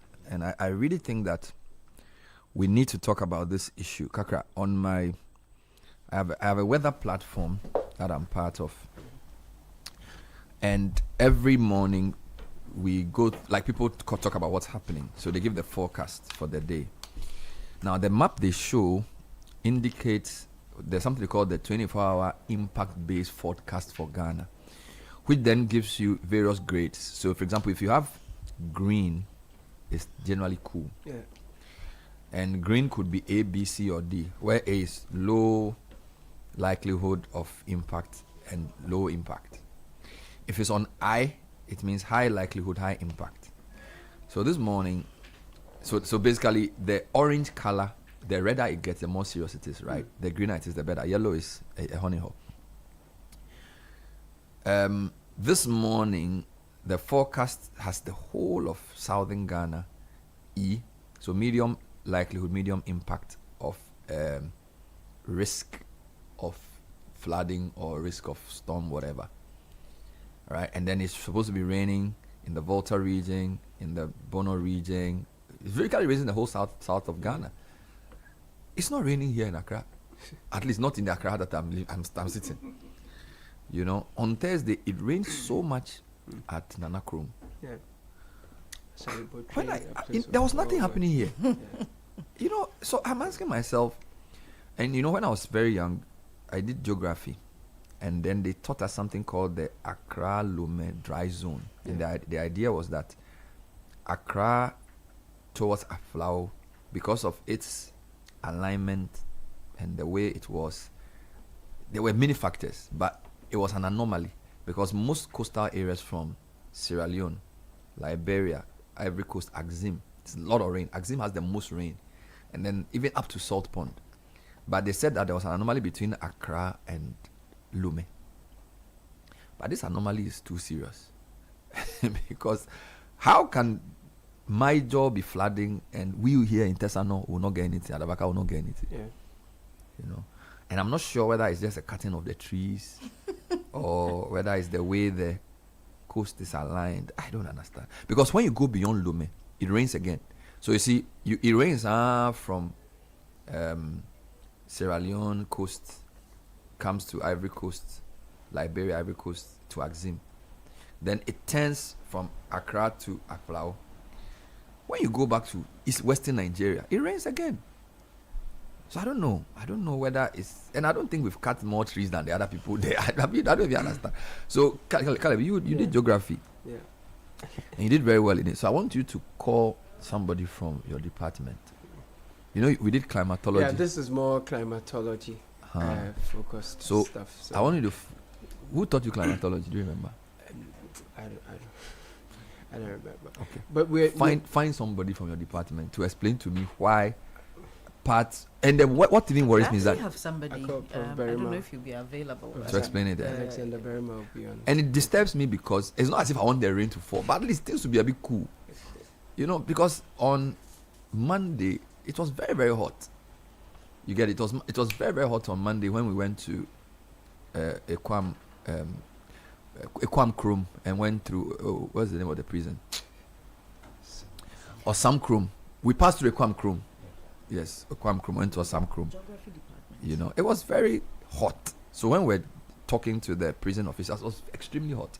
So on our way back, the weather changed. So we said that Tuesday it will rain. Because Monday, you know, usually when conventional rainfall, when the temperature becomes very high and the clouds form, it gets to a point where sort of it leads to rain. So we knew that it was going to rain on Tuesday. Charlie, it rained everywhere. It didn't rain here. And define here. Adabraka, Tesano, Teshin, Mamprobi, La, Osu, no rain. Yeah, that's true. It rained slightly in Tema because I went to Tema on Thursday. Even Tema, it was partial. It rained beyond the motorway. And then Tema proper, it was 50-50. when we got to Ashalibotwe, Nana Tufo actually did the news from a standing for people. It was crazy. And Ashalibotwe is just here. Ashalibotwe is basically like, so I don't know whether it's the closeness to the coast, whether it's the high-rise building, so-called development. I don't know what it is. But it disturbs me. It disturbs me a lot. The connection you mentioned from Togo, Accra, you're referring to the Equiapim Togo ranges. No. No. It's a chain of folded hills and ridges in the West African. I'm talking about the coast itself. Not the. I understand not the mountains. No, I'm talking about the. You see, there was and this was level 300, so I don't remember. They were basically saying that the coastal West Africa generally has a lot of rain, and then they give the average rain for a place like Sierra Leone's coast, Freetown, Liberia, because don't forget we were discussing vegetation. And the type of vegetation in Liberia and Sierra Leone and even Ivory Coast coastal areas was a product of monsoon rains or something. Yes. Then they said that between Accra and Lomé, the vegetation is different because the weather is different. Right. You get it? So if you go to Axim, you go to Elubo, you go to there's a lot of rain. Yes, and then when you move beyond, when you come to Cape Coast, it becomes 50-50. As soon as you drive from there towards Senyabreku, coming to Pambros, it becomes something else. You get it? So so I don't know whether it's a human activity, whether it's the way the coast, because don't forget when you draw the map as well, it's like the map comes down to Axim, then it starts going up. Do you understand what I'm saying? When you are drawing the map of the coast, so maybe the direction of the coast and its alignment to the wind. You get it? Because usually the wind is what causes the rain. All right. And usually the rains also sort of come from the eastern side into the west because the way the earth revolves. So usually the rain will start from southern Gabon, Cameroon, come through southern Nigeria. So I don't know whether by the time it gets to Accra it is finished. But how come when it gets to Axim it continues? I don't know if you understand. You sound as though I'm exasperated. And you see, it's also very hot. Do you know why? You sound as though there's some unfair, uneven distribution I know the problem. Of the rain. The light went off in some places in Accra yesterday. So when the light goes off, these days the way our houses are built, when the light goes off and there's no generator, it gets hot. So at least let the rain fall so that we can have some coolness of things to then heat. I had a bit of rain in my area last night. So you just need to open the windows. I did. You get it? But no rain, no light. What you go do? But you're also closer to the sea around the side of town. I don't understand. Your sins are many. Does the sea breeze, land breeze concept explain this in any way? I think they should go and cleanse. They should go and cleanse the sea and open it, or maybe the things we do at the sea. I was hoping we could speak to Professor Martin Oting. He's referring us to a climatologist. Yes. I think you mentioned that this is a climate matter. Maybe when they finish the homework, they should go and cleanse the sea or something. Take the key and open the sea or something. I think so. Maybe somebody has locked the sea or something. They should do something to cleanse because people too are doing number 2 at the sea. Maybe the sea is angry. I don't know. No, the sea vex. Yeah, they should go and they can disrespect of the gods. No, they can't. You'll be surprised. You'll be surprised. Maybe after the celebration, they should go and do something to open the sea or something. The gods vex. Yeah, because our behavior is not helping. On the sea, on the rain not falling. Last week in particular, we were very happy it didn't. Once I stepped out. This was Thursday. I stepped out of the studio and the clouds had gathered. It was very dark here at Adabaka. Then I got Tessano. I got to Adabaka and it hadn't rained at all. I was really concerned also because we were having our Easter convention outdoor, and so we're happy it didn't rain. But from this side, maybe it's your prayer. Well, we also actually prayed that it shouldn't rain. So but that can be there's true more science to this also because some of the conventions were held beyond. Yes. So the conventions are not coastal events. Those did theirs indoors. So we, the outdoor people, were happy it didn't rain. But just to say that, there are a lot of issues coming together, right? We learned about cyclic or cyclonic rain. No, it's not cyclonic. Cyclic rainfall, orographic rainfall, relief rainfall, and all. The point I was raising earlier about the Equiapim Togo range had to do more with relief rainfall, where moist air will rise, when there's that clash. When it hits the hill, the hills, then it goes up. So the clouds will condense. It gets heavy. Then it fall as rain. So where you have more vegetation, you have more highlands, you are likely to find more rains. That's why people would advertise the Abri Hills to you as cooler and more rainfall, because then you have more vegetation. The impact of the sunshine hits the greenery. Then there is evapotranspiration. It goes Caleb, up there. Hold on there. What you're saying is true, but you know, the people who live within the so-called windward side of these hills, they get their rain. So, for example, Damfa, what's called Lees, Ayi Mensa, Oyarifa, all these people are on this side of the hill. So I can understand that if the winds come and go up, the rain will fall there. So Oyarifa and Co, they have their rain. My concern is that it's like Tetekwasi is like some barrier. It's like when you get to Tetekwasi, so basically up to Legon, once you cross Tetekwasi and you are coming to town, everything becomes dry. And I suspect it has to do with trees we've cut, but I'm not sure.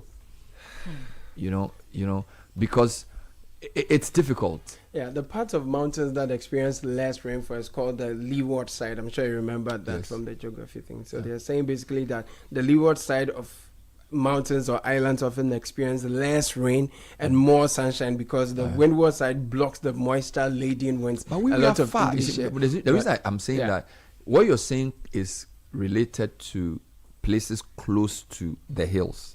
Okay. But Tessano or La or we are not far, we are not close to the mountain. That's the we. So we know it's the sea that's causing the thing. But I don't know whether it's the direction of the coast, whether it's the lack of trees, and obviously there's also lack of greenery. There's a lot of that. You know, so there's a lot of heat. So then when like you know, people say we should do biking and walking. I don't think you can do that in the city. It's very hot. Because there was a day, and me, I don't sweat. My shirt was wet. When we went to the prison, it was so hot that my singlet was sticking to my. I don't wear singlet. I wear sweatshirt. It was that hot. It was very hot. So, you know, and Central Region too is very strange for me. Central Region, I'm not even sure. You know, Western Region has a lot of rain. Okay, the challenge I have with Central Region is urbanizing too quickly. So Kasoa has become so inhabited by people that even that part of the country is changing. It's almost like when human beings go and live somewhere, it changes the whole anthropological factors. So now the place is getting hotter, it's getting less easy, you know, in some way. So Western Region is still enjoying its pristine rains. Maybe the western parts of Central Region are okay.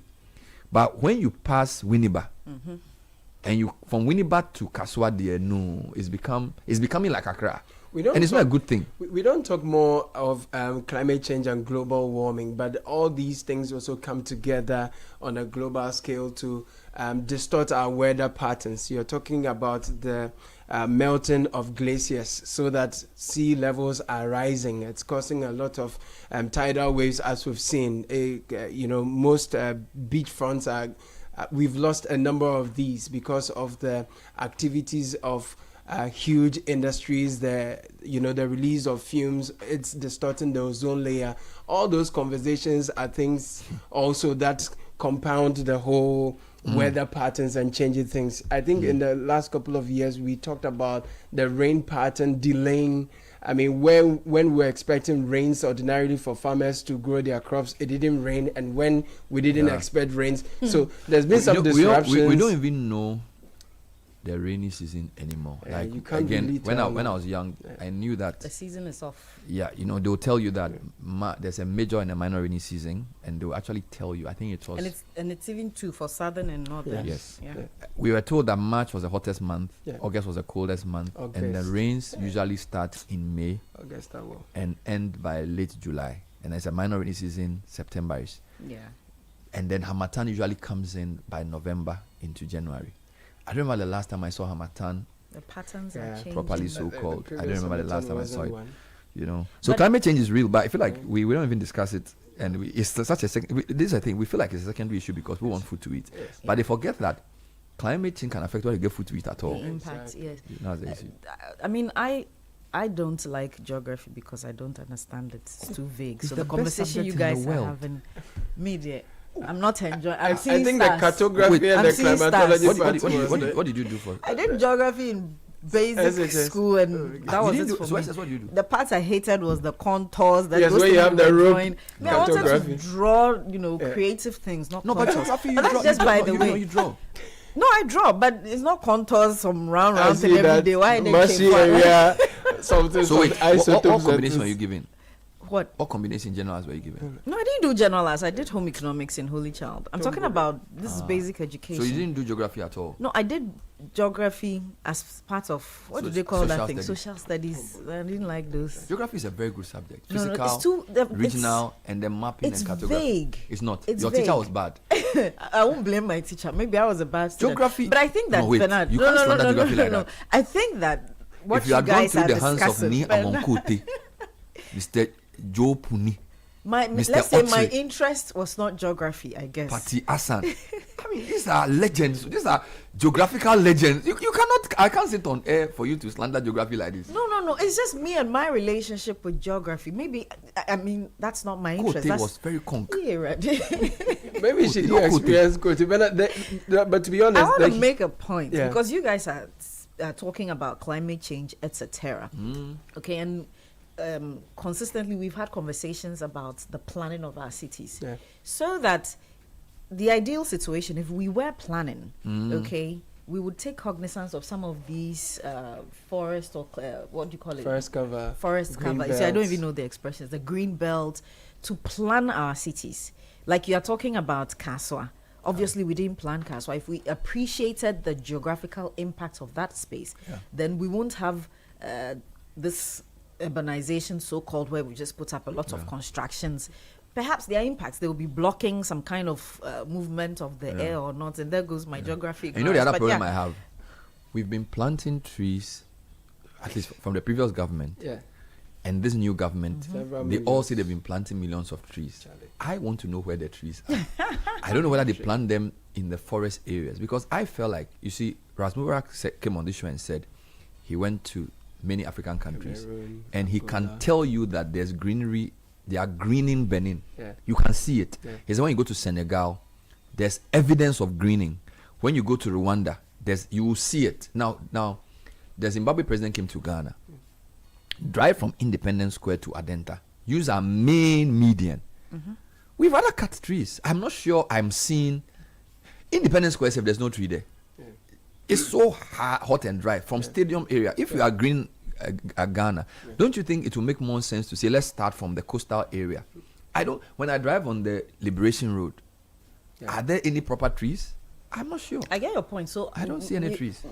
What I know from the Forestry Commission is that there's tree planting going on, but that will be at the the reserves. You have plantations where land is dedicated and the trees are planted. But what you don't see is in our streets and along our roads, etc. So we don't see the city proper being green. So if you're driving, unlike if you're driving in somewhere in Singapore that you see plants and flowers and all that, you won't see that here. And even the ones that exist, they are not properly watered. You have hawkers walking along them, reducing the patch of the green, So the question I have for the public is Accra getting greener? No. Oh, by all means, no. But then, so the national tree planting we did, where did we plant the trees? So you can plant and not nurture them to grow. That's another thing. No, but why should you do that? Because how do you spend millions of cedis on a tree planting? And all of us are saying that Accra actually looks stripped. You get it? I don't understand it. They need to come and explain where the trees are. Because if you're doing a greening of a city, it should be evident for everybody to see. The only part of Accra that I can say is properly green is the University of Ghana, where for some reason they've managed to keep the greenery. Even Legon. But they are struggling a bit. I remember driving from, when we went to the rehabilitation center. Right. Myself and Amani, we decided to use the back route. So they call it the Agbogba Hacho Road to Legon. Okay. They've started developing part of their greenery. So there's a engineering thing there. Yes. They are building a law faculty there. I saw a filling station not too far away. And I really want to urge the University of Ghana to be very careful, because you see, the University of Ghana's climate is like a microclimate within Accra, because it's a lot of greenery. But in Ghana, when money sees space, anything is possible. And also in discipline. So they should be very careful. Why I'm saying that is I work at the University of Ghana. I've been doing that for years now. And I've noticed, I'm no expert, but I can tell the air doesn't feel as fresh as it was 5 years ago at the same place. And why I say that is there's a bit of encroachment happening. You get people coming to even dump refuse at the University of Ghana. You have certain parts that yes. You have certain parts that I had to even change routes because certain parts you could exactly you could smell. Yes. You have the university. I don't know how much of a restriction they give to people coming in these days, but sometime when I was there, for instance, you could be stopped as a student and asked if you're a student and you show your ID card. But these days you have people coming there dumping things there clandestine. Because you see, Kakra, take Legon, take Gimpa, take Forestry Commission headquarters. You know, we've had politicians try to come up with all kinds of ruses to sell part of those forests, and people have resisted it. I am saying that we need to actually expand the forest reserves in Accra if we want to have a livable city. Because even the children's park that we did our event, there are a few trees. It's very hot in Accra because somehow we have not collectively decided that trees mean life. We've paid lip service to the issue of greening, but in actual fact, if somebody comes to the right price, they will build a filling station, they will develop a hostel. You get it? And I'm saying that we use the word development in a very wrong sense. We encroach on land that's supposed to be left. Leaving land to it's not a sin. Do you understand? Like, because it's the lungs of the earth. And I feel like we've learned this in school, but we don't practice it. I think our assemblies need to be told that they must leave green space. I'll give you another example. They know, Bernard. I'll give you an example. Medina. You know I'm a Medina boy. So when you go to Maya Hot Junction, to Third Gate, from Third Gate to Housing Down, from Housing Down back, that aviation land. When we were young, aviation was just green. There were a few estates next to it owned by people who work as civil aviation to protect the land. 10 years ago, we started hearing one or two things. Now, somebody's building something. They want to do a road in there.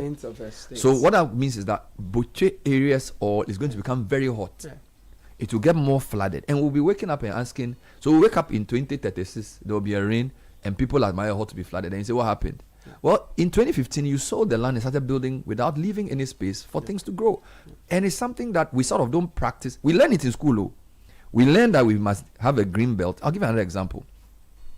When you drive on Accra Tema motorway from Tema to Accra, there is supposed to be like a 10-meter buffer between the motorway and East Legon. Kakra. It's gone. From Trazako's police post to Shiashi, all developed. I'm sure even the vegetables, that's more space people grow. Meanwhile, that green belt, technically highways is supposed to be in charge because this is a buffer for the road. There are assemblies who understand our rules. Yet people have built pharmacies, washing bays, hotels, restaurants, eateries, event centers. So what I'm trying to say is that in Ghana, when you have enough money, you can do anything, because the people who are supposed to protect our public spaces, either they are not willing, or they are not able, or they are not interested in preserving any legacy. The only thing we respect is money, which is why I'm saying to Legon that your land from Hacho, the back of Legon all the way through to Gimpa, I've seen people playing football there. I've seen people dump refuse there. I've seen a filling station coming up not too far. Stuff there. They are building a law school faculty there. The Legon people should not allow that land to become so-called developed. That will be the end of Legon as we know it to be. It will be unsafe. Criminals will enter. It will be hotter. People will start falling sick. We think that life expectancy is only a question of what you eat. It's also a question of the air you breathe. That's true. You know, and the university community should not allow anybody to come with any rules. Oh, we want to develop. No. Leave the land the way it is, so that the climate will be great. In the meantime, have you found me a climatologist? Yes, there is one, Professor Kwejo Owusu. We'll get to him shortly. But there's an institution that has done well in the past, the Ghana Police Service, their headquarters. I mean, if you're driving towards it, you find that median, it's not covered with bush or just anything at all. They've tended that spot. That's the word. They've tended it, and even all around the head office, you find royal palms and different species that are doing very well. That small enclave has happened to be cooler than most of its places. Unfortunately, if you drive further towards the Labonis, you find that the trees that are there are all going, and concrete and mirror is taking over the greenery. A minute past 8, Citi Breakfast Show. First time thoughts. Send us your views. Development versus sustainable living. Where are we in Accra? Why is it not raining on the coast? We'll try and get some answers for you on this. Later in the morning, some freight forwarders are unhappy with an AI system which has been installed to bring some regulation into the valuation of import. We'll be dealing with that later on during the show. But it's 8:01 and it's time for tech and social media trends. It's brought to us by Telecel. Edwin Kwakufi is joining us with a segment. Edwin, welcome. Thank you very much, Bernard. Good morning to everyone. Morning. So, we start off with football relating to the Black Stars. And yesterday we were told of a meeting of the GFA committee to decide on a number of issues, including who could possibly be the next head coach of the Black Stars. Now we're being told that it's down to a 3-man short list. Okay. All of them Portuguese. Yeah. So the Portuguese. So we are going to Portugal. We're going to Portugal, possibly for our next manager. So who are the names? So the names are Fernando Santos, who led Portugal to the 2016 Euros. Okay. Did they do well? Yes, he did well at Fernando Santos. Fernando Santos. The guy with the constant frown on his face. Is that the guy? Yeah, that's the guy. Okay. Now, and also there's Carlos Queiroz, former Iran coach. Former Iran, former Portugal, former Real Madrid, former Manchester United assistant. High Iran quality. I think the last job he had was Oman as well. High class coach. Very high class coach. And then there's Paulo Bento. Who is he? Paulo Bento is also Portuguese, very well known for his tactical acumen. Plays a lot of possession football. Yes, so I like possession. People are saying that. Who did he coach recently? Let me see. Was he the Korea coach? Yes, I believe he was. Yeah, he was with Korea. The team will be 3-2 at the previous World Cup in Qatar. Yes. Yeah. Yes. So possession-based football. For possession-based football. So people are saying that he'll be very good for the kind of players that we have. Yes. So those are 3 coaches that have allegedly made the short list of the GFA. But I mean, they went for a meeting yesterday. Yes, an allegation anymore. It's come out, but okay. They are not cheap. They don't seem cheap. No, they won't be cheap because obviously their experience, which is what a lot of people have been calling for from the start. They are proving winners at various levels. Some have even coached African teams, including like Carlos Queiroz, who coached Egypt. So they look like good people for the job.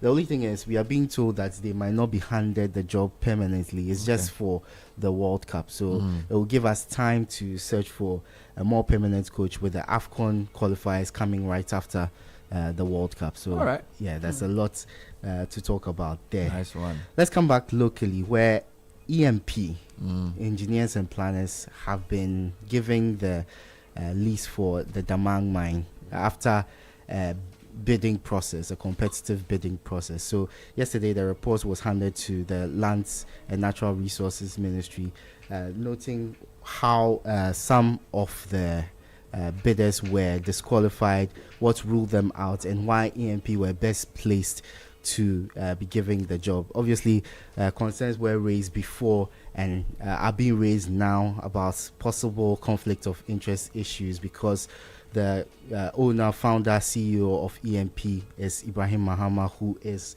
the brother of the president. The Minerals Commission has come out, and we spoke to them on Eyewitness News last night to say that there was no favoritism given to EMP because of his last name or his relation to the president. Some critics, of course, are not accepting that. Others say that lease has been given to EMP after the process was completed. So let's just take it as it is. So we'll move with that and move to Reverend John Intim Fojo, who is trending alongside LGBT and President Mahama. He and the MPP and the minority held a press conference yesterday to basically call the NDC and the current government hypocrites for suggesting that the LGBT and the passage of the bill to the anti-gay bill was not a priority for the government, and that there are more important things to think about. So he was saying that after all the advocacy and campaign that the previous government and the NDC, when they were opposition, and all the members of the opposition who talked constantly about the failure of the previous administration to pass the bill or approve it when it came to the table, they are not taking it as seriously now that they are in government, basically because of what is at stake, the foreign aid that they might stand to lose if such a bill is passed. So he basically called the government hypocrites, and we've since heard from the Minister for Government Communications, Felix Kwachiofosu, who has reiterated the president's comments that it's not a priority for them at the moment, but he says that once the bill is goes through Parliament and comes to the table of the president, he will eventually sign it. So, okay, politicians there. Yeah, so now let's do some football news, and it's the quarterfinals of the Champions League. Yesterday, some huge matches. Bayern Munich, Real Madrid. Everyone expected Bayern to dominate Real Madrid because of the form of the two teams. Bayern did so. They should have scored way more goals, but they do go into the second leg with a 2-1 win, courtesy of Luis Diaz and Harry Kane. And Kylian Mbappe got one back for Real Madrid, but it was good to see former Liverpool players play against each other, directly against each other. Trent Alexander-Arnold and Luis Diaz. Trent obviously assisting Kylian Mbappe's goal, and Luis Diaz, brilliant form for him as well. The other game, Arsenal, a last-minute winner from Kai Havertz, 1-0, putting them in a very good position. A win away from home against Sporting, so it's going to be interesting. It's going to be interesting. There are a couple of matches today as well, but let's move on to today's matches. I don't have confidence. I'll be watching it with one eye closed. Yeah, Liverpool versus PSG, the European champions versus the current defending English champions. Yeah, who are not in great form. At all. Okay, so we move on to tech news, and there was a video that went viral of a wall printer, printing machine, painting the wall of a school. A lot of these schools, a lot of buildings like to have some art on them just to give it color and let the children have some life around them when they go to school. So there was this video trending of a wall printer that was printing the wall. Usually it's artists who are giving the chance to design it and do all those all that work. But people are now saying that, is this going to put these artists out of a job? As in, this is a machine doing the printing? The machine doing the printing instead of an artist. People are saying that, okay, it's just evolution of technology. We need to get used to it. People are going to be shunted out a little bit to allow jobs to be done a little easier. But other people feel that this has been done by people themselves over the last few years. Yeah. And there's no reason for us to take the life, as they say, out of art and give the job to machines. So were the machines prompted by people, or the machines on their own created the painting? Well, the machines will definitely be prompted by people, but it's a different kind of job, right? So maybe those who then draw with hand, it will be like bespoke suit. So if you want hand drawn art, you pay more for it. So it becomes a premium product. Well, so that more people then learn how to prompt the machine to draw the basics. But then it also be cheaper, because let's assume you want to paint a whole highway. The machine may make it more cost effective. Exactly. But if you want to paint your own house, you can get somebody to paint it. So I feel like the two can coexist. Because a lot of times you look at things from black versus white. Yeah. But you know what I'm saying? You can have people who do suits for you to wear bespoke. But you can also have a large plant where machines manufacture suits for mass market. You get it? So I feel like we shouldn't And we also should learn how to prompt the machine to do the art the way we want.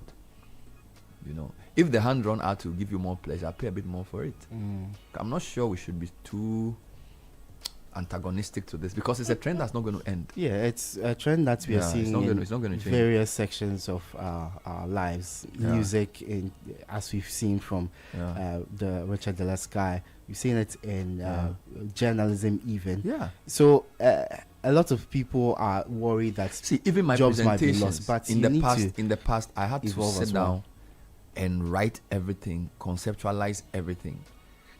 These days, I prepare the basics. Some of my guys here, when they finish their AI thing, Charlie, it be nice, pal. It's so helpful. Imagine doing your research work, your thesis or whatever, in this time. It's even there was a question somebody asked whether efficient. you even need to get expertise in anything, and the response was that get the expertise, because if you get the expertise, even if AI is competing, you will be a better judge of what the AI does if you have the expertise. So AI doesn't mean don't be an expert, but it changes the way you deploy your knowledge. So it shouldn't be such a big problem. I think human beings, for the longest time, we are stuck in our superiority, and so we are antagonistic towards the AI and the machines, because we feel that we do things better. But I think, like you said, it has to be a collaborative approach. Yes, please. Yes, please. All right. Always giving us something to chew on. Citi Breakfast Show. Stay with us. There are many reasons to connect, and it's all to put smiles on the faces of those you love. Daddy, thanks for the tea cash, okay? I love you. That's my daughter Angela. Caring for my parents, that's my duty. I also get to pay my utility bills easily with Telecel Cash. And to the suppliers at my shop, hello sir, Telecel Cash payment received right on time. Thank you. I get to make them smile because I can pay to my suppliers' merchant numbers, even on other networks directly. My dear ones, we keep the connection stronger when our family, friends, and business relations are happy. On cash, enjoy convenience, and make those who matter smile when you send them money with Telecel Cash. Telecel, connecting energies.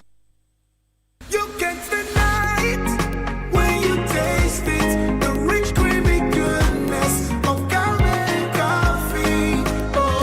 One sip and you feel it. It's Cowbell coffee. Taste it and you love it. It's a natural feeling. One sip and you feel it. It's Cowbell coffee. For the big days and the seemingly ordinary, creamy Cowbell coffee is with you every moment. This advert is FDA approved.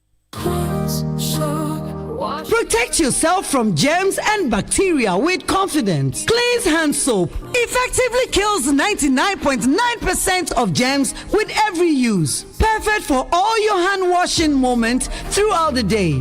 Available in a variety of variants and delightful flavors. Choose Cleanse for yourself, your family, and friends. Make Cleanse your daily essential. The GC brand. It's all about you. This advert is FDA approved. Attention all Ghanaian students in basic to senior high schools. Want to win 15,000 Ghana cedis? Join the Kofi A. Terrier Good Citizenship Challenge now. Form a team of at least 5 students and embark on a community service initiative that will make a real difference. For more details, call 050-591-0960. The final submission deadline is 30th June 2026. Cast your mind back to 2022. The prices were rising. The stress was high.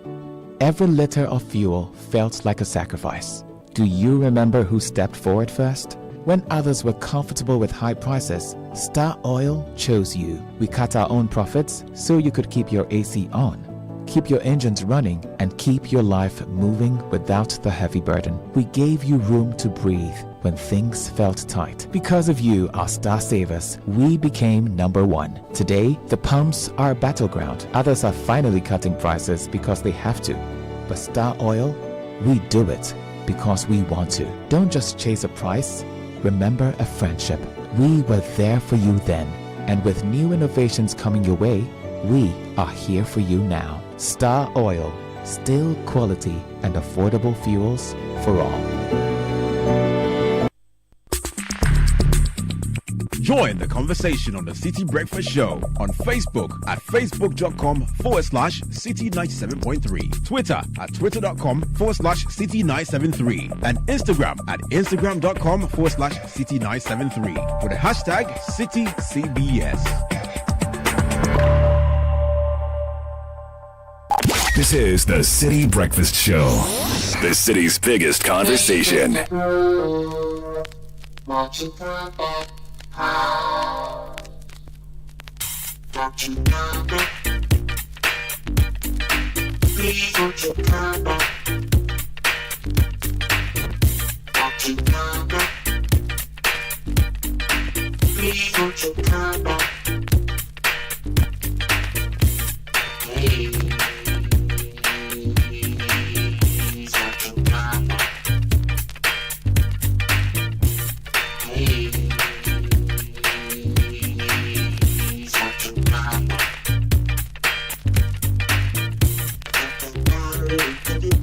The City Breakfast Show.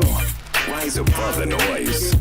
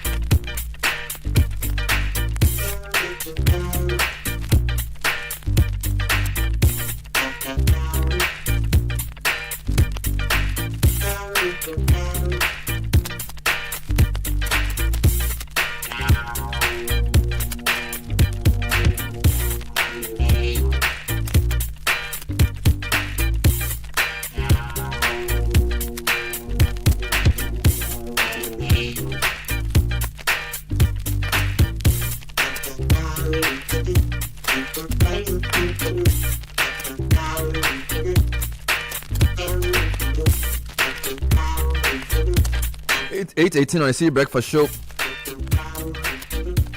Blue Financial Services Limited is your partner for your emergency business projects, school fees, and other things you need, with a loan that can be disbursed in as little as 4 hours.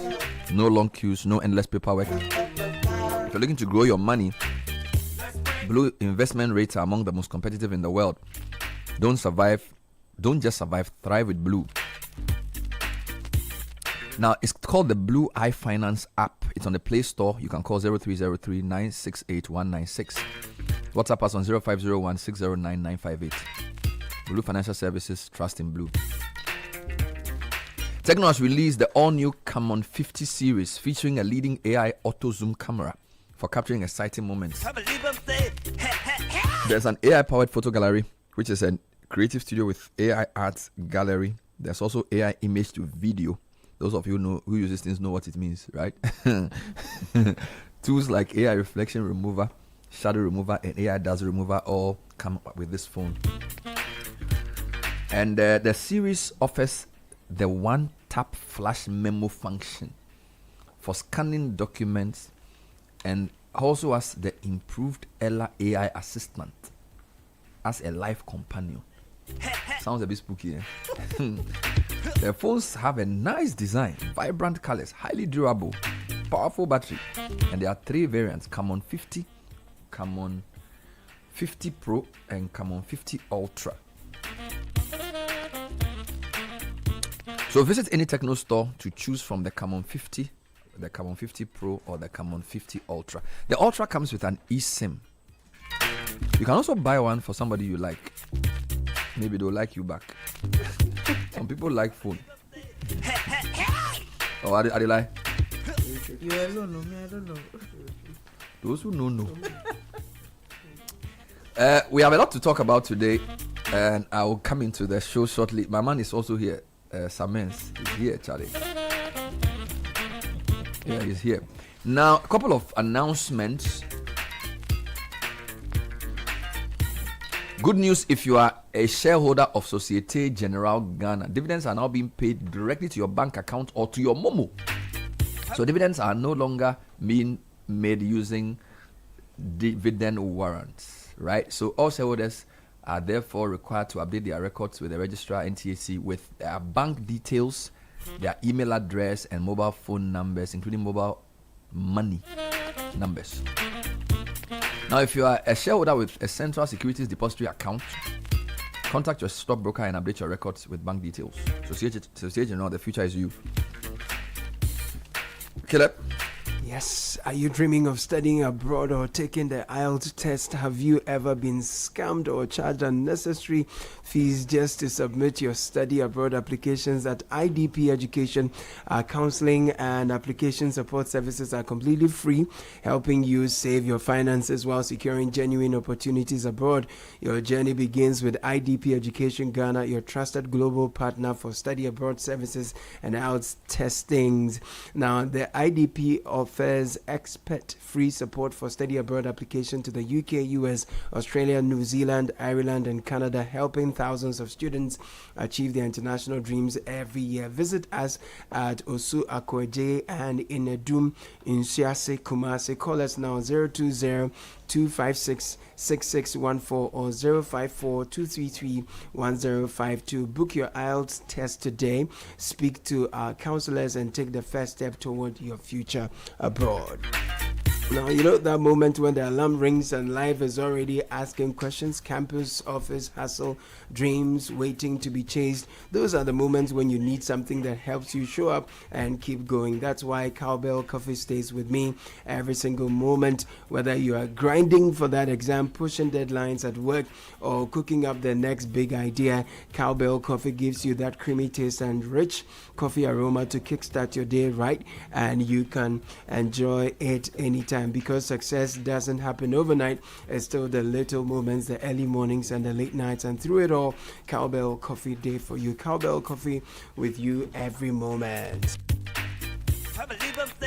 In today's connected world, technology is not a convenience, it's critical. Don't get caught in a bind when your smart devices fail. Tech Therapy Limited is your one-stop solution for smart device repair. Visit us for solutions you can trust. No guesswork, no unnecessary delays. Call us on 050-578-9096 or 056 111-790. Follow us on socials, Tech Therapy. Visit our website, techtherapy.africa, or pass by our office at 24 Garden Road, East Legon, near ANC Mall. Tech Therapy, your digital wellness partner. Let me tell you about growth, and it's not just about getting bigger, it's about becoming better. And that's why at First Atlantic Bank, integrity has always guided us, and our customers always come first. We stay agile in a changing world, resilient in every challenge, and committed to excellence in everything we do. Today, that commitment takes a bold new form. First Atlantic Bank is now a PLC. We are listed on the Ghana Stock Exchange. Becoming a PLC strengthens our accountability, deepens our credibility, and positions us to serve families, businesses, and communities even better. First Atlantic Bank, we are now a First Atlantic Bank PLC. More than a new status, is our promise to lead with eye care, integrity, customer-centric agility, resilience, and excellence. First Atlantic Bank PLC, refreshingly different.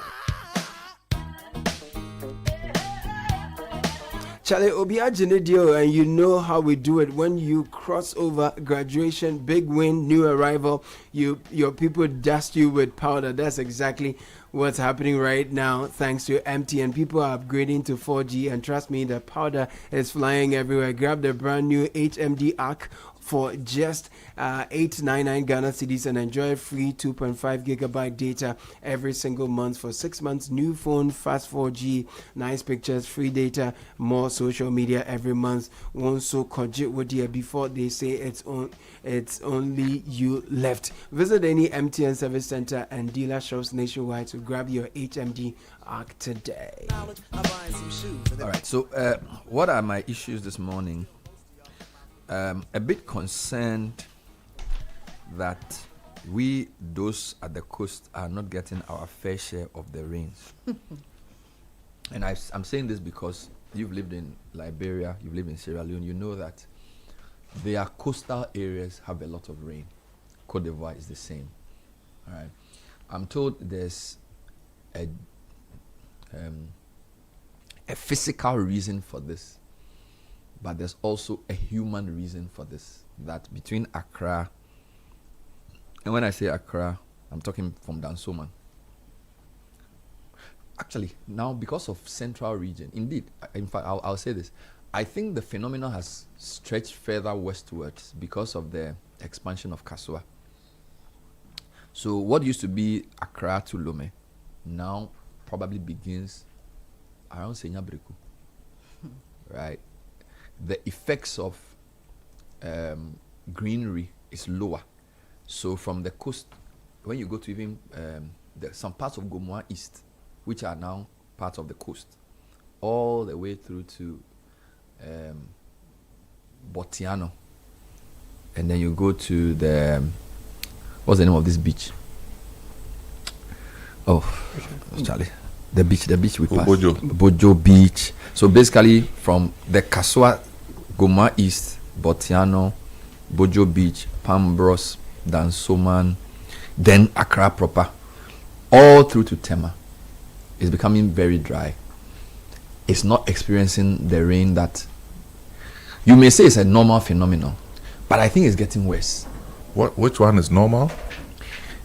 You know, on Thursday, and I'm repeating myself here because you just joined us. On Thursday, I was following. Thursday, Tufo went to Butwe to do a story. It had rained massively. Ashaiman, New Legon, all over. Serious rain that caused flooding. There was not even one drop here. All the way to Adabraka. No, I follow that. So I was asking which one you were referring to as normal. So the idea that the coastal part of Accra always is dry. No, it's not normal. So it's a new thing. We are being insensitive to our environment by the way we conduct ourselves. Regulation is weak. Leadership is weak. No direction.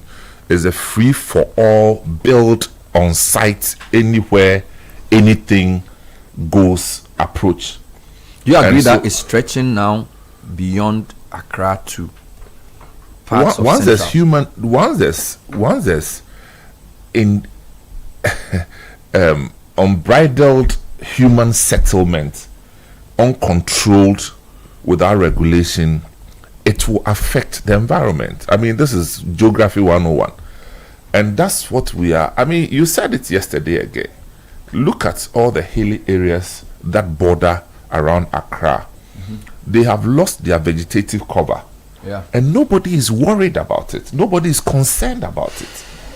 And we will go back to the World Bank, the IMF, and go and beg them that we need money for environmental action. When we have allowed the environment to degrade to this extent, we supervise the degradation, and then when we finish, we'll go and look for money and pretend that the money will solve our problems. But to be fair, this is what I was looking for. So I'll come back to your point, but I was saying that there's a geographical reason and a human reason, and I found it now. So the coastal Greater Accra region is drier than the hinterland, primarily because it lies within the so-called Dahomey Gap, where the coastline runs parallel to the moisture-laden southwest monsoon winds, preventing them from rising and forming rain clouds. Additionally, cold ocean currents stabilize the air, and coastal breezes keep the atmosphere too stable for heavy rainfall. So when you go from Ivory Coast to Cape 3 Points, is very wet. Then from Cape 3 Points all the way to Dahomey, it's dry. Yeah, but that's the default. Yes. You see, this is the default. But our behavior is making it worse. Yes, but what we are saying is that from 1970s through the 80s, 90s, up to date, it has deteriorated. That's what we are saying. And it's because of the way we as humans have conducted ourselves.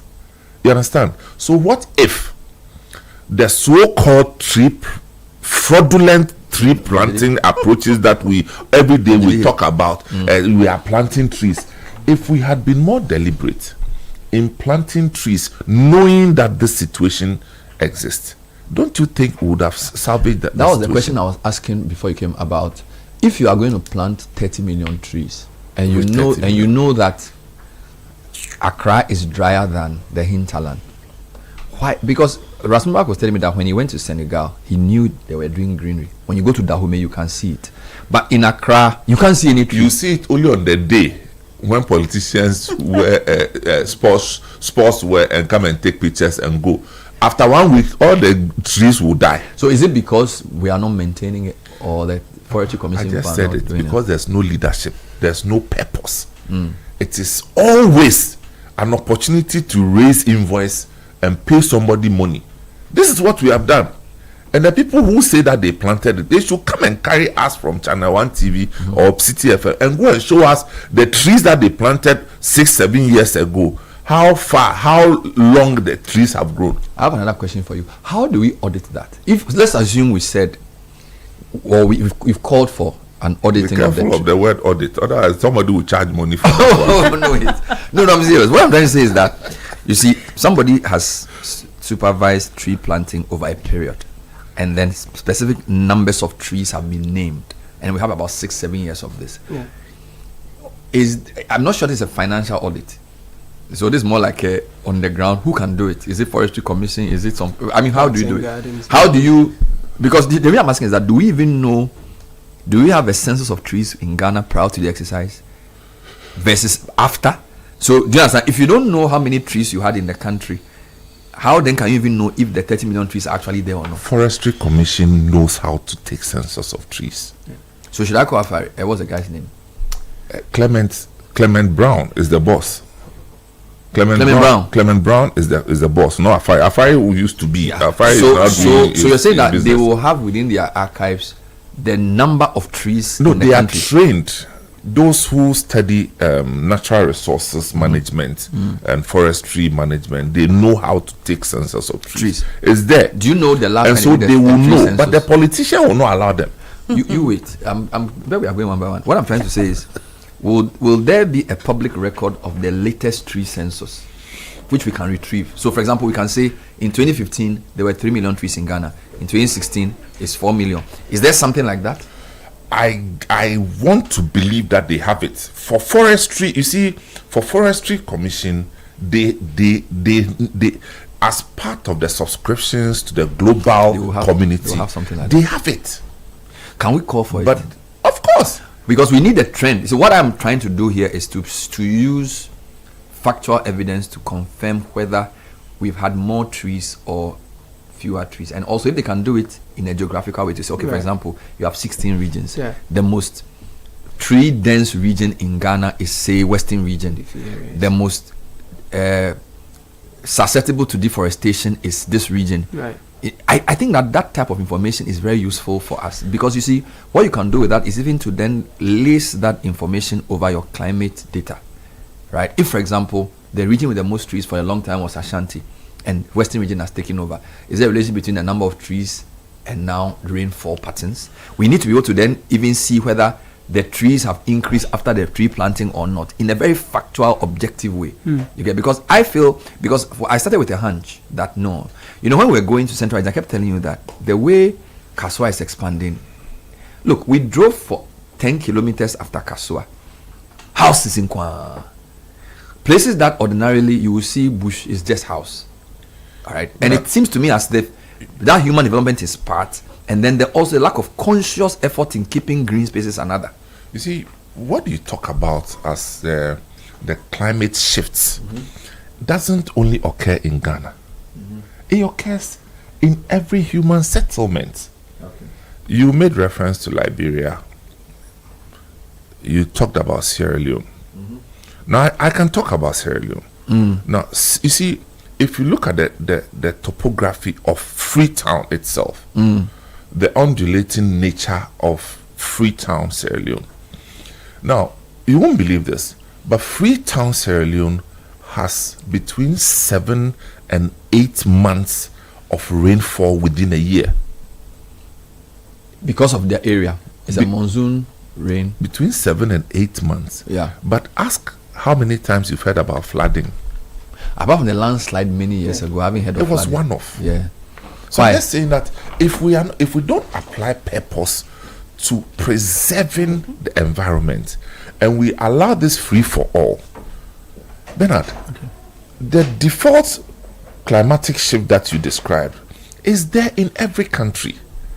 Look, a friend just sent me a picture of something that she saw at the beach after the holidays. There's no way you can describe this as a natural phenomenon. What in? What's this? Filth. At the beach, Yes, bola. Plastics left there. Now, if this thing continues for 5 years, you know what will happen to fishes are dying. That's you won't catch anything. It cannot be normal. You see, we want to normalize our mismanagement of natural resources. Yes. And then let everybody, we have set time without number. Let's do something about this plastic bags thing. Yeah. And somebody says that, oh, it gives job to some people. Really? And the thing is damaging our environment. And when you are giving power to govern the country, you are governing the hard decision level and then the softer issues, the things that will actually outlive your leadership. So some things are difficult, but they must be done. Exactly. Because their effect when done will be long term. Long term. And if you leave them undone, the distraction is too bad. Yes. It is what instructs you when your voice no longer instructs anybody. That they'll say that it was during your time that they did this thing, and therefore we are having this. Exactly. When you are no more. So for you, are you saying that the plastic thing is a very key part of it? It is very key of our environment thing. Very key. Okay. Park that thought. I have two things to say. I want to ask listeners. I want to do a gamma lizard to Kole Lagoon. Wait. I'll come there. Have you also noticed this erratic rain thing that I'm talking about? I'll be happy to hear from you. Send me a WhatsApp 0539986996. And particularly, I'm asking for those who live beyond Dansoman, because I've always known that the dry zone was Accra to Lome, but it seems to me that it's gone a bit further inside towards the west. Yes, because, and I suspect it's because of the Kasoa development, but I'm not sure. So I want people who live around beyond, what's the name of the areas? Botiano and all those places. You're right. To tell me what is happening there as the first one. Second one, let me pay some bills, then I'll come back to you. So we are Republic Bank. We are not worried about the weather, because whatever happens, we are there to support you. Whether you want to build a house, we have a mortgage. If you want to grow your SME, we have corporate banking solution. If you want to run your daily finances smoothly, we have retail and commercial banking. Even if you want to invest, we have the investment and trust management. Everything you want, we have. Even Republic Visa and credit card, we have cool. Call us on 0800 414 414 or WhatsApp 0546 414 414. Republic Bank, we are the one for you. Okay, so I'm back to you and asking listeners who live within the western parts of the capital, from Dansoman going towards Pambros, Bojo Beach, Botiano, all through to Senyabreku. Is your weather changing? Do you know? Do you track it? Do you know if it's getting drier? And what could human behavior be amounting to? Second question is to people listening to me from the Forestry Commission. If there's any data you can point us to in relation to tree census, we really need it. We really need that data. So if you are listening to us from any agency that has access to information about trees planted, how many trees we have in which parts of the country, it's very, very useful for this discussion. So you were making a point before I came in, so let me just hear you on that. No, I was just expatiating on the point you're making about the Dansoman going westwards. You see, it's a lot of factors. So the default is the climatic shift that you talked about. But people also forget that this year in particular, we did not experience summertime. Yeah. At all. You understand? At all. We didn't experience summertime. Which is good. So that's a signal that a lot of things can shift within the climate. But is that good or bad? Well, I don't even know. It's not something that happens regularly, so it's difficult to say. Now, when you talk about Dansoman westwards into the central region, so Kaswa, know that Kaswa for the longest time had a serious forest cover from the Densu River enclave that joins Amasaman. Right. And I'm talking about forest cover. Proper forest. Proper forest. So, yes, you talked about Kaswa, Akwele, all the way to J. Krodia. You understand? Now, if you move southwards, you go to Gansouth. That area used to be forest, proper forest. And that's where you have the Danchira district. So you have Ottoman, you have all these small Gambia. They're all forested, green places. Yes. Now go and see the places. It's houses on, concrete cover. The larger part of it. Although the villages are still embedded, they are now in the minority. Yes. So if you deplete the forest cover, the natural effect is what we are seeing. That's one. Now you have borders, hills bordering the space, which is now supposed to contain the greenery. That one too, you are building on it. We have built on it, and the building on it is not even the problem. It is building without plan, because then erosion, the water flow. So it means that those areas will also start getting flooded. So the places within the bottom part of the hills right now will become flood prone. Yes. And that one, there's no remedy to it. The reason is that on the other side is a large river, which also even sometimes overflows its banks. So there's a major ecological challenge. Just help me here. When we got to the barrier, there was a river on our right. Yes, that's the Densu. That Densu, no. The houses on that side, is it Accra or Central Region? The houses beyond the Densu is Central Region. But on the right side, so that's the Galilea area. Okay. So you have entered the Kaswa system. Wow. For the longest. And so when they open the water, the water, where does it go? Is that where it goes? Is that where? They usually say when they open the water, some people say they suffer. Is that Tetegu? That's at the back of what we see inside. On the left side. Yes. Okay. Is that Greater Accra region? Right side when you are facing Kaswa is Greater Accra region. Yes. What I'm saying is that when the Densu River is opened, for maybe the water level is high. The communities towards the sea. What area is that? No, it doesn't affect the communities towards the sea. It doesn't. No, not the left side when you are facing. The water doesn't go that far. No. It goes, but it's channeled properly. That's not where the problem is. Okay. The problem is in the communities behind the Tetegu area. They are the ones who bear the brunt of this water. Because the settlement, they originally used to be fishing communities. And they were fishing a lot of tilapia. So it's not like they are in the wrong place. That's where they are. No. It's the way we've mismanaged the areas around the water that has raised. Exactly. Look, how do you solve a problem like this? 2 or so months ago, I went to visit one of our musicians, in his house. He lives in that general area. And Bernard, I don't think that, in fact, I struggled coming back because there's no clear pathway to the house. The roads are no straight line. What's the name of the area you went to? I've forgotten the name. the kind of area that when you are driving there and you are using the Google map, it gets to a place the woman say Debbie. The Google map say why? Because over time people have filled these spaces with laterite and built there. and it hasn't come with any coordination.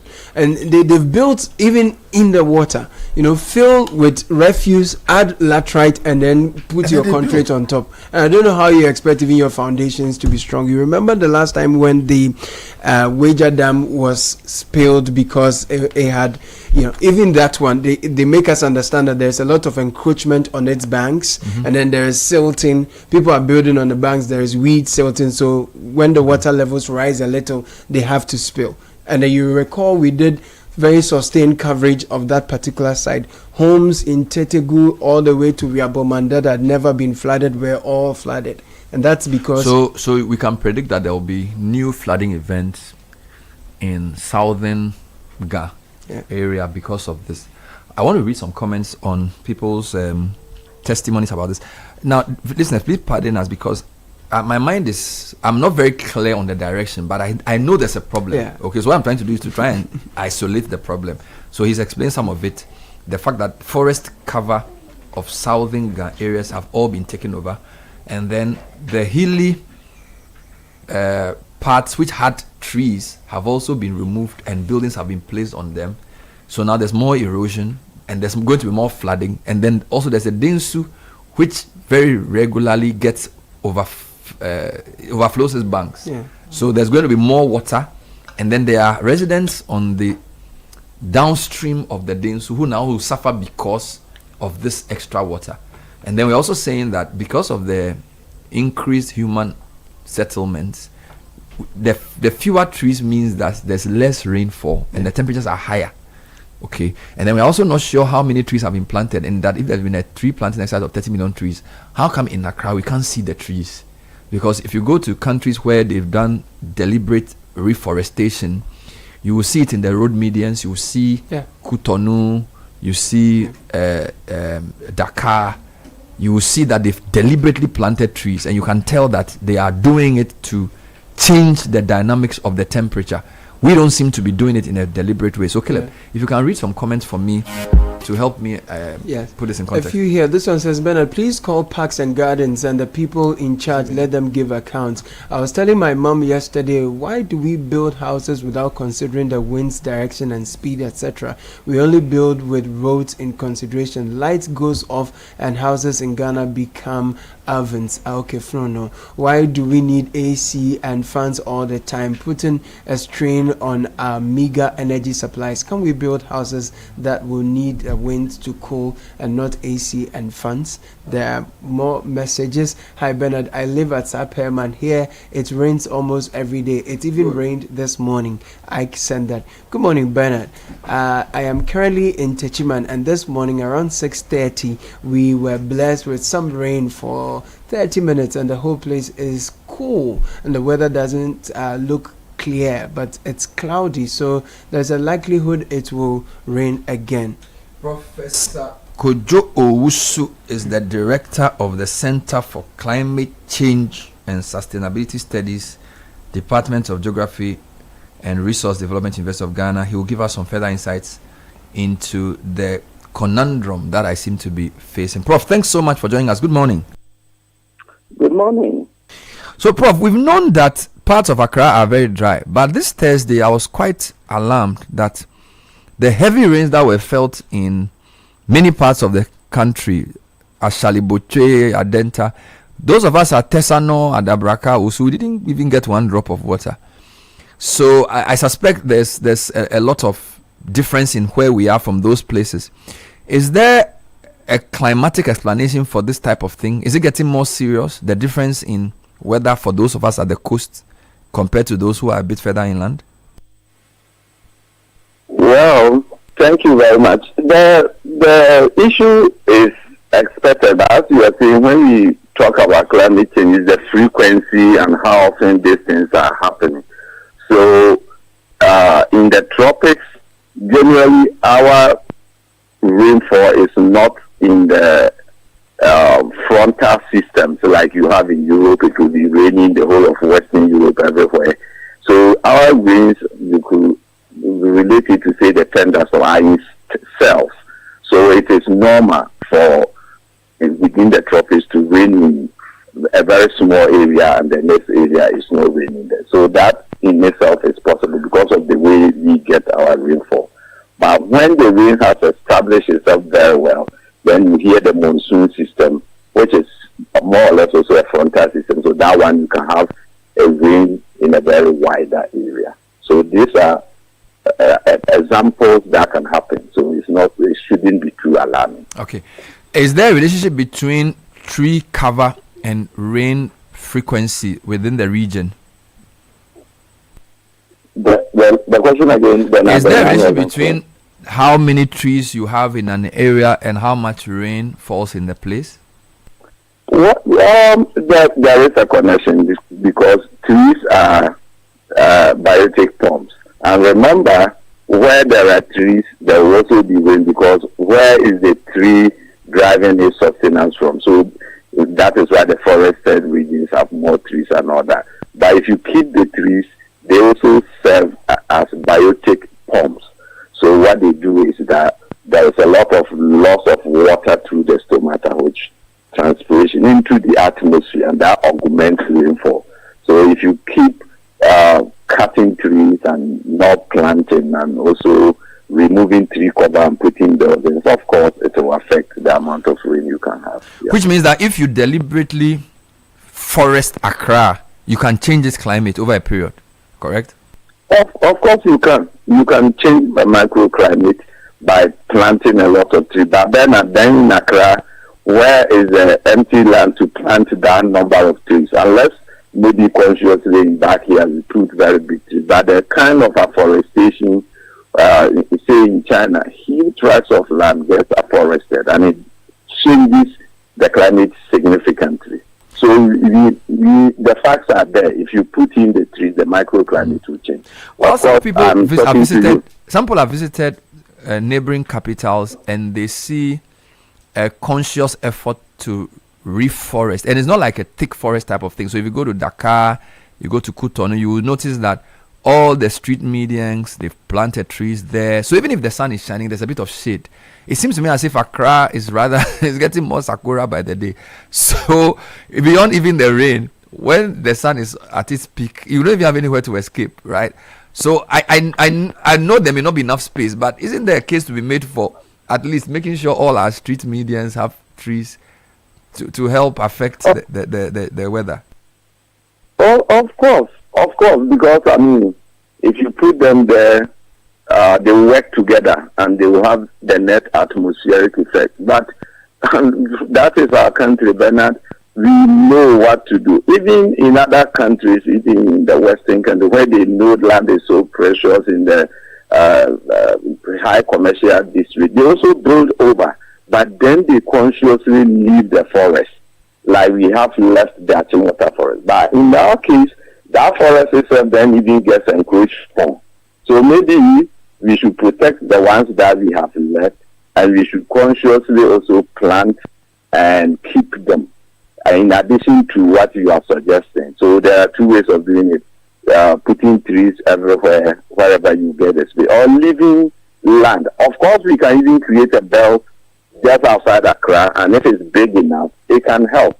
But the question is, the government today will secure the land through eminent domain or pay for it. Another government comes, we know what we do to the land. So it is about time we take this issue serious and keep trees in or near the city to help the climate.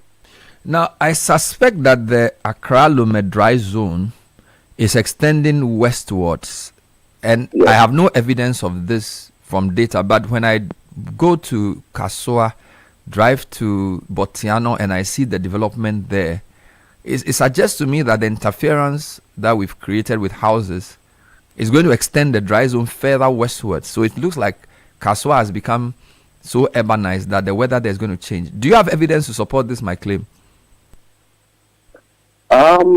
Empirical, probably no, we haven't done it, but visually we all drive there and we see that. And actually, it is even the degree that we are talking about, because if you compare Takoradi to Cape Coast, so I will extend that in all the way even past River. And so the dry coastline is wide, but as you initially indicated, the preamble and we've discussed, once you keep wiping away the trees, cutting them down, change the buildings there. Yes, of course, we change the climate. And then the key is that the earth throws the different signature. In climatology, we call it the albedo effect. So if you substitute buildings and pavement or trees, whether they are shrub, grass, or anything, you have changed the signature.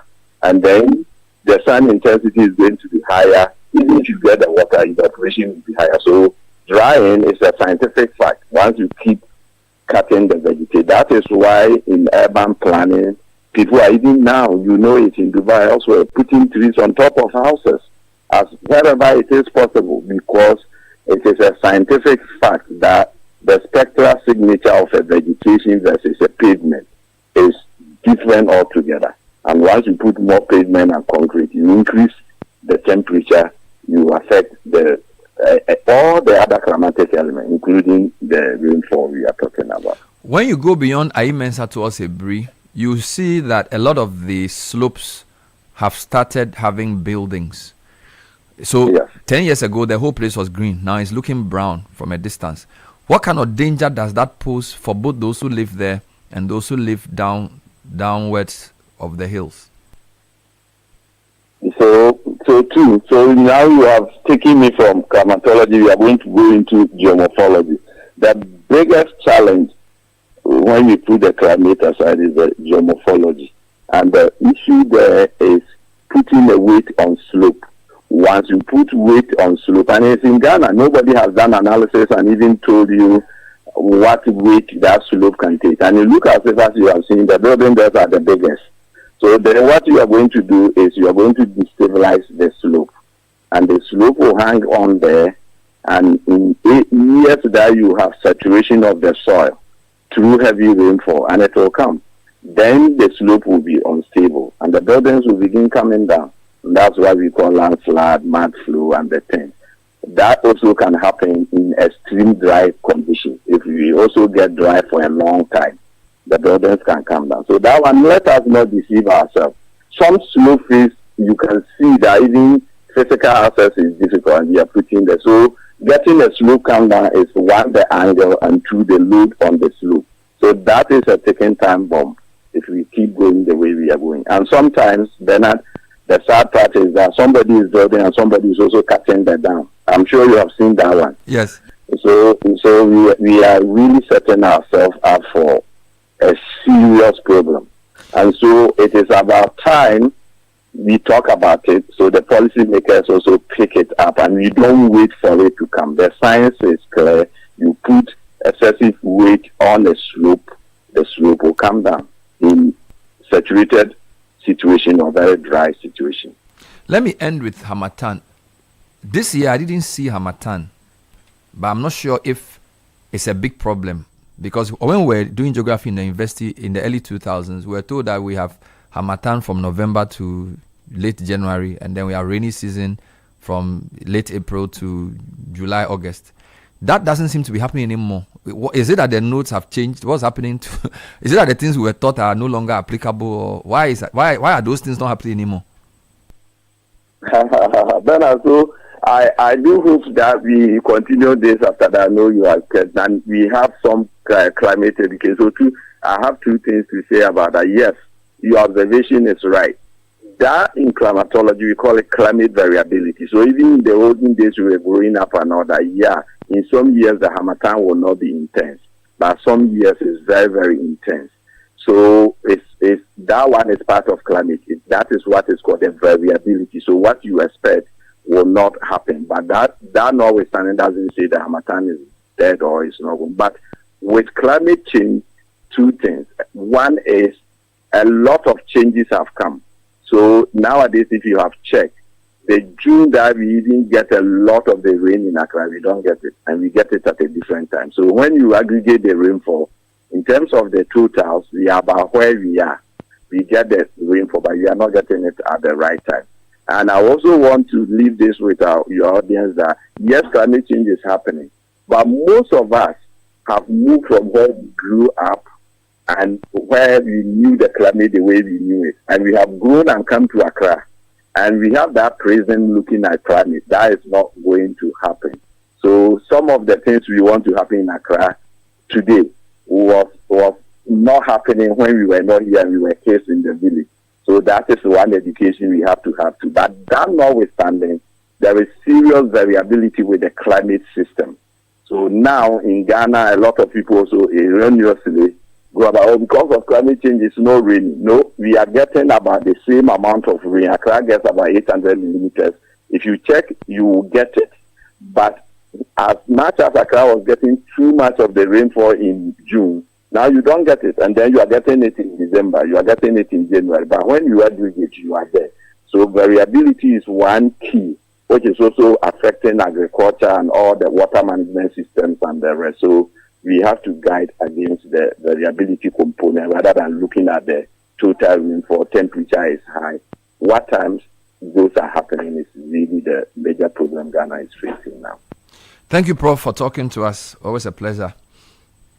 He's the director of the Center for Climate Change and Sustainability Studies, Department for Geography and Resource Development. You say you won't study geography. You see how sweet it is. No. You know, climatology to geomorphology. When you got there, I knew I remained in my position. He says you have moved from climatology to geomorphology. Yeah. Oh, my Lord. That is when I knew I have to stay with journalism. You know, from SSS, you see, when I went to SSS, some of my brothers had done geography at A level. So all their geography notes, I had it. So, and the A level geography is a bit more conk than SHS. So, Charlie, I enjoy myself. In fact, one of my level 100 geography was even A level. Good for you. It was really nice. So, you know geomorphology now. Kale, read some more comments on geomorphology and climatology. Good morning, Bernard and team. Please, we need to green the country, especially when new roads are constructed. What is happening is that containers and kiosks have taken over the pavement, and some houses share boundary with these newly constructed roads, and they are cutting down the trees. On the Blue Lagoon Road, which housed our late Vice President Aliu Mahama, some of the residents have cut down the trees, while others have turned the place into a mini stop for Okada riders. All I'm saying is this: do we have rules and regulations for ourselves? We had to cut down a tree in our backyard in Berlin, and we had to seek permission. We were required to plant 3 trees and pay for their nurturing for 5 years before we got the permit. The good side is that all these costs can give you tax exemptions, so you don't bribe anyone to get the permit. This is all I will say about Dansoman for now. Our runabout has now turned into a grazing ground for cattle. This is the ARS side. No, Dansoman. I told you that one of the biggest problems is leadership. Yeah. The regulation is weak. The leadership is weak. There's no direction. We all pretend that we are doing something because we still don't get the reality of what is going on. The man said it, but he has to be diplomatic because of the work he does. But he's just telling us that let's start thinking about environment. Otherwise, we'll all be doomed. So it's a disaster waiting to happen. Yes. Disaster waiting to happen with the slopes. Let's read more. Caleb, please add more. Bernard, I'm really glad you are raising the issue of loss of greenery in central Accra. Even in areas with low rainfall, increasing tree cover can help with cooling.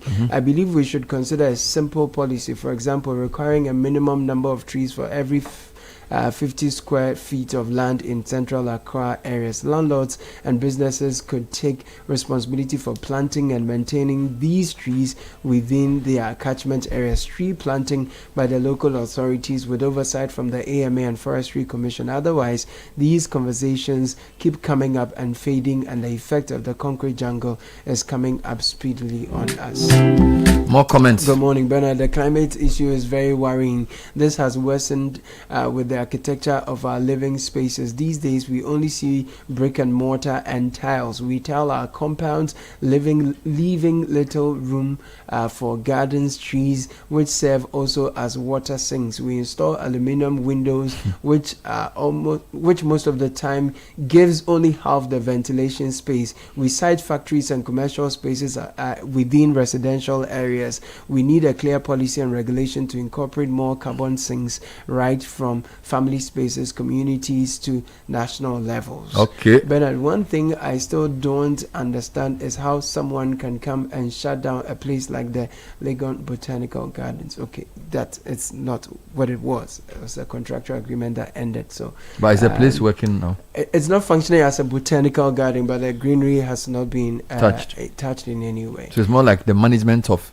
aspects of the place. Yes, it's no longer ongoing. The city is congested with too many buildings and roads, and there is not enough open or green spaces.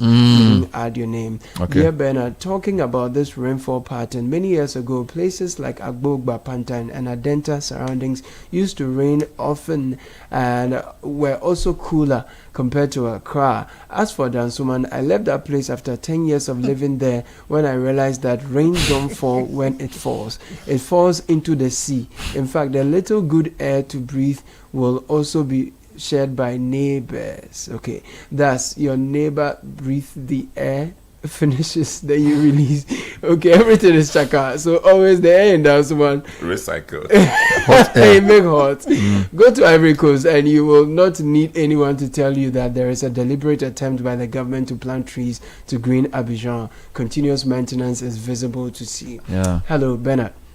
What we see in Accra and parts of the central and eastern regions is development, but not sustainable development. We have filled our local spaces with leaders who really know nothing about sustainability, and we are feeling the negative effects. Kofi in Tema said that. It's really disheartening to see lands that were once meant for farming gradually turning into concrete jungles. Apart from Achimota Forest, it feels like Ghana has very little preserved green spaces left. We often cut down trees just to make way for pavements, but here in the UK, it's quite different. Trees are carefully preserved, even after pruning. If a tree still extends into the street, you will often see road markings adjusted to go around it rather than removing it altogether.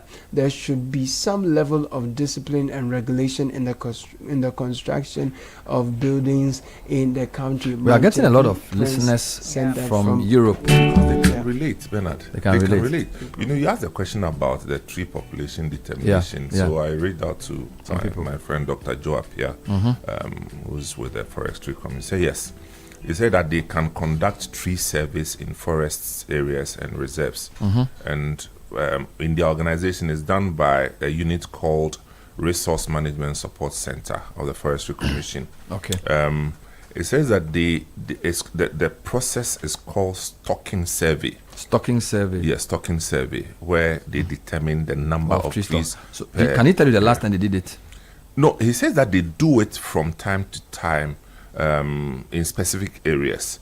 So I want the national one. Now they use GPS locations to do it, and then in some cases when they want to check the species of trees, the sizes, it has to be manual. So the thing is that it can be done if we want to do it. Well, see, the reason I'm asking this is that I think that for public discourse we must know. Because right now, what we are doing is to hold public. We need it as public information so we can use it to hold people accountable. So maybe they do it for their own purposes and for their own reporting, which is great. What I'm proposing is for it to be something we look forward to say, okay, Ghana's forest population used to be 15 million hectares. Today, it is 13 million at a rate of X number of trees per day. That information is there. You should give it to us. No, of course. That kind of information is not the same as population of trees. Okay. Instead of the forest cover. So I want both. I want both. And I'm saying that I want both. Part of the community development, local government thing. Do they publish it? In most countries, UK is very particular about that. Even if you go online, they can tell you the tree population in a particular area in London. They can tell you. Can Joe Apia tell us? Oh, I mean, the tree population it may not be his schedule, but I'm just saying that. No, I'm not putting my information. What I'm trying to say is that I want the information to be put out so we can use it. Yeah, but you see, there's a resource question here. Who will fund that project? I thought it's something they do routinely. Well, but or if you elevate it to the national level, then somebody should be funding it.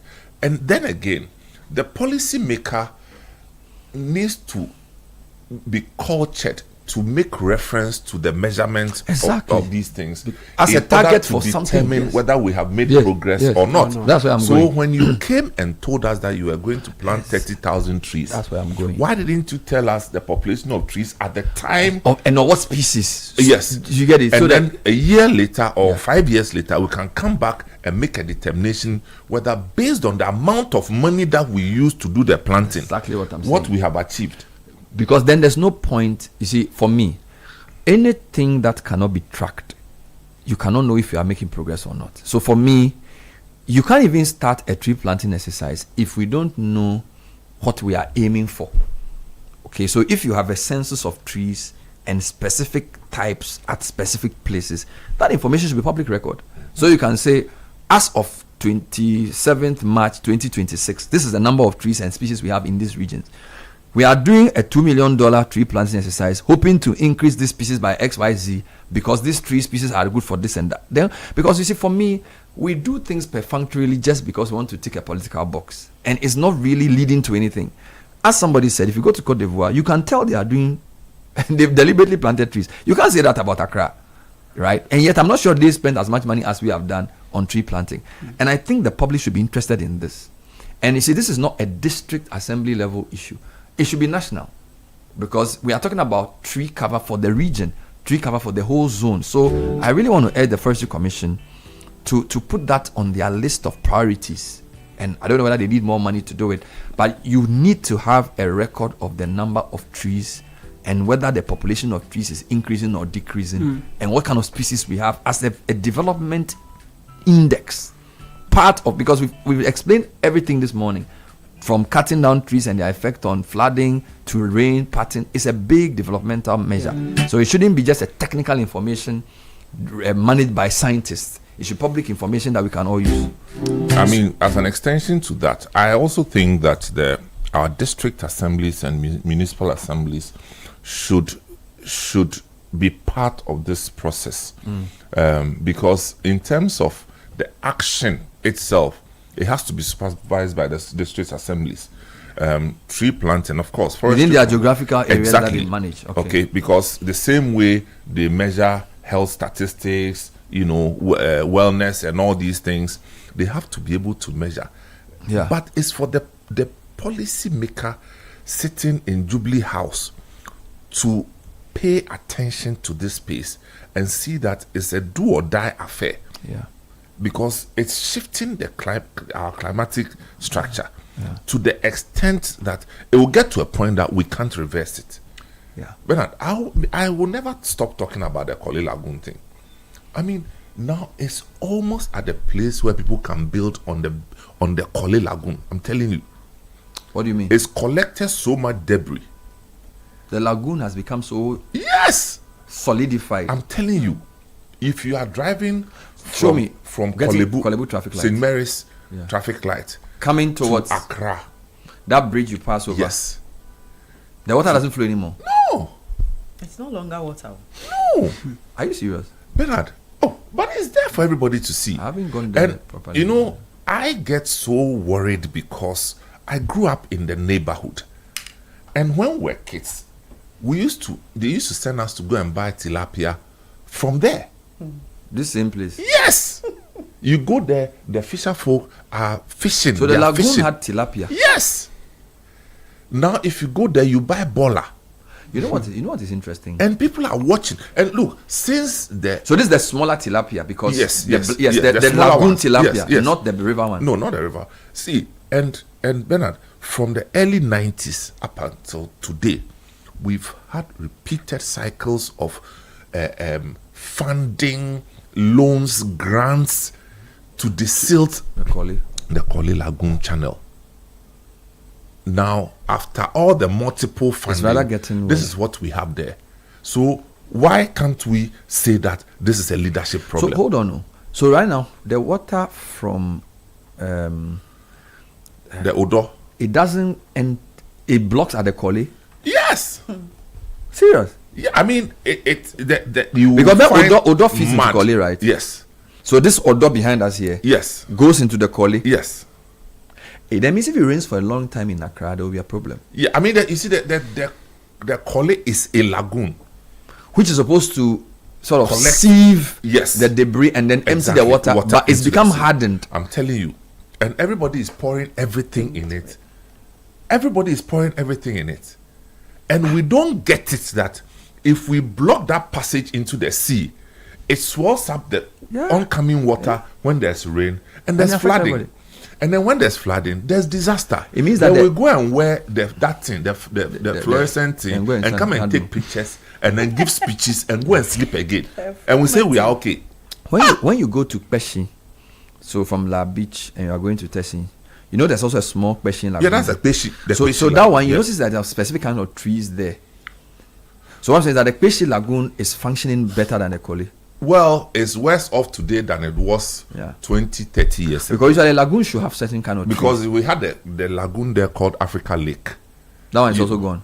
Almost going. We used to fish. We used to go and buy tilapia from that place too. So Peshi too has a problem. Yes, but the concrete works surrounding the Peshi lagoon and everything, people pouring all sorts of garbage into it without any remedy. We can't live like that, Bernard. We can't live like that. My worry is that our political system rewards certain things. For example, if you build a road, people will say you've done well, at least temporarily, particularly if it's a new road.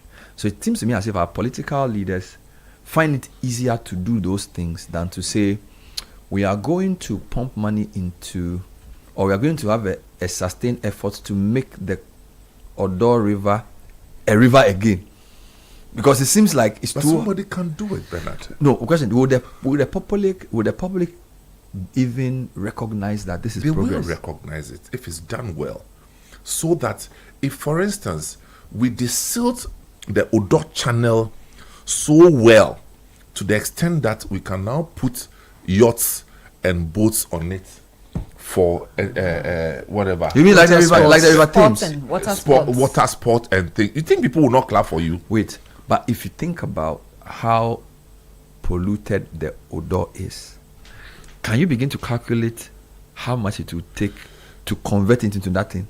Bernard, it can be done. Other countries have done worse. Serious? Yes, it can be done. But you see, our problem is this. And let me go back to the tree planting. We spent X amount of money planting trees.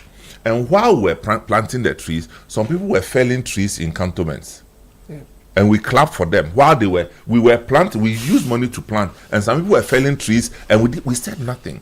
And that's what happens. So while you are desilting, some people are still messing it up. And nobody says anything. Which is why I'm asking you that. Are you sure that if we say we want to desilt the Odo to make it look at the river Thames, the people who live along the banks of the Odo, would they even appreciate it? No, it's not about the people who live along the banks. It's about the value that it brings to the community and the nation at large. Do we recognize that as a people? No, over time they will. I mean, it's not about the comfort of the select few. It's not about the comfort. And Bernard, and I keep saying that. I'm pushing you because I feel like it's not even a select. You see, Papa, go to Caprice, drive on the road all the way along the channel of the Odo till it takes you to Achimota. My contention is that most people in Accra don't give a hoot. Because we have allowed it. Because so if I as a government changes it, do you think they will value it? No. It's not for them to value it. The question you ask is that, is there value in it? Yeah. As for their value in it, it's another question. But point is that when I was a kid, nobody lived along the banks. Nobody lived there. It was just water flowing. Yes, it was just river. I'm telling you, because we went to take golden fish from the river. And I'm saying that, you see, along that route from what's the name you mentioned? Caprice all the way to Circle. There were even the what's the name of that area? I forget the name. So there's Pehe? No, Pehe. Yes. Alajo. Yes. Alajo. The Pehe area. Yeah. All the way to Circle. They were just few people on the right side. I mean, nobody really lived at Pehe. Pehe was technically Pehe proper. Was a meeting point where people from what time, Ghans from all over came to stand to welcome Ghans who had. So that's ancient antiquity. Yes, who were traveling back. You are talking about 1785. No. Are you talking about 1995? No, not 90s, but in the 1890. But I'm just saying that people were not living there like that. So brick and mortar wasn't the issue. So the river will flow. Now we have seen the thing deteriorate, and nobody is doing anything about it. So your argument is that nobody is doing. Your argument is that leadership should not wait for people to say something should be done. If that, so you're saying this still thing is something they should do, irrespective of whether people clamor for it or not. Yes, because if John people are clamoring for roads. If John Mahama had said to himself that circle, if I decide to do the Dubai thing, it would disrupt circle activities, he wouldn't have done it. But people will appreciate the road because. But the people did not appreciate it. Today, they are trying to move people from the Kaswa market, so that they can build a proper space. Are they appreciating it? They said no. They said no, it's not good. So your point is that whether the people say yes or not, if you know what is right, do it. Precisely. But in our political system, they will say, hey, Charlie, vote. No, I get that. But that's the leadership. No, I can't say, John Mama, only second term, even raise ethnic issues. They will raise ethnic issues and tell that the people, the settlers there, they are our people, so don't touch them. Yeah. But you are not thinking that the settlers there deserve a better life. You don't think that. So they are settlers and they vote for you, so they should remain in the dirt and the filth. You are not thinking that you can regenerate the whole place and give them a better quality of life. So let's think outside the box. It's just the status. So let me stay with you. So you are saying something that's interesting. You are saying that if the government decides to lead an effort to desil the Odo, open up the Korle to make it look golden again, it will be that's a game changer. One of the best things they would have done. That's a game changer, irrespective of if the people within the immediate precincts appreciate it or not. Yes, sir. Even if they don't clamor for it, because what people clamor for in this Ghana I see is roads. After roads, they will talk about it a lot, but that's because what they are promised. No, it's also because middle class people, when they use bad roads, it affects them, and also even people who use Trotsky. So because we want to work and survive, we see roads as a very immediate need. So for example, people live at Santor, they've been complaining about the road for a long time, so the road is being done. But rivers in those areas have all been overtaken, but nobody really talks about it because they don't see the direct benefit. Now you're saying that leadership should go beyond people see immediately and do what is necessary. Yes. But the leadership within our political context also means that if you don't satisfy the people, they will turn against you and chase you out. Which people are we talking about? The masses. No, which people are we talking about? The masses. Because in this particular instance, they are the settler communities. The indigenous Ghans are not the people that you see lined up along the channel. So if you want to inside, I'm coming. If you want to desilt, so let's take your Odo thing. So let's say you are starting from Alajo. Yes, Alajo. Yes. All the way to Koligono. That's going to cost you billions of cedis. But it costs you even more to leave it as it is. No, I'm coming. Hold on. No, it costs Yes. I'm being the boss. Okay. Yeah. It costs you more in human health and other things over a longer term. That's correct. But the way people see money is that I am finance minister. I have 10 billion and I have 20 needs. Let me use 70% of that to do big push, because when I do big push, I satisfy various and road is also important because it will bring food to Accra. So road is not bad. It will bring the pineapples and the mangoes. It will also bring the votes. Yeah.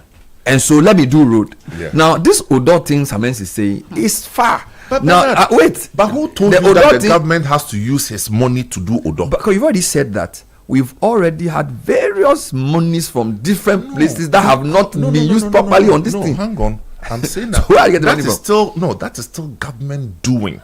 So where should the money come from? No, government first of all should have a plan and a vision of the desired future state of the Odo into the Koli. That's first. So that's the vision. Secondly, they have a commercial model which that will invite private investors to do the build, own and transfer maybe. Okay. You know. Okay. It's just what it is. It's a business opportunity. So you're saying if the government creates the vision, they will find people. And Bernard. But what is the commercial? Stay. What is the commercial benefit of investing in such a thing? If I'm a purely commercial entity, I'm not in that business. Yeah. So let's assume government says I want to create the Alajo to Kole boat riding something whatever. But it's too long. It's too complicated. It's just one of several opportunities. I'm not saying. No, I am happy. I'm happy. I want you to coming to another point. Yes. How do you justify that? I was with two high commissioners sometime last week, just having a chat. African countries, and the issue of Labadi Beach came up, and then both of them said, I mean, spontaneously, like, it's the dirtiest part of the sea they've ever experienced. And there was a visitor that I took there. What is this? A visitor from Zimbabwe who came to me and we're there together and said, don't go there. The sea is too dirty there. And then he said that if you want to have any experience with the sea, go to either Pram Pram or Nyanyano, whatever. What is grace? You understand? So I'm saying that this is what we have sold to the outside world. Filthy part of the sea. And this one, nobody is telling them. They know as a matter of fact. So your choice not to do anything about it is regardless. Okay, now let me digress a bit. It is coloring you bad. Let's stay in Accra. So you said Odo to Kole Lagoon, condemn. Peshin Lagoon, also condemn. Sakumono, you've done Sakumono. How is the Sakumono Lagoon looking? So that's the Sakumono wetland, right? Yes. A lot of it is gone.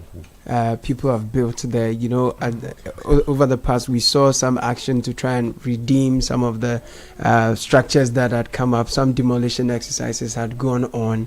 It usually doesn't get very sustained. So over time, when the media attention is gone, then it goes. Things come back. I have a contention. I want to share something. I feel like a democratic government within our system. Before you move into that conversation, cannot do the hard things like this, because the type of drive and will you need to distill the Sakumo Lagoon, the Kweshi Lagoon, the Koli Lagoon as a long-term project.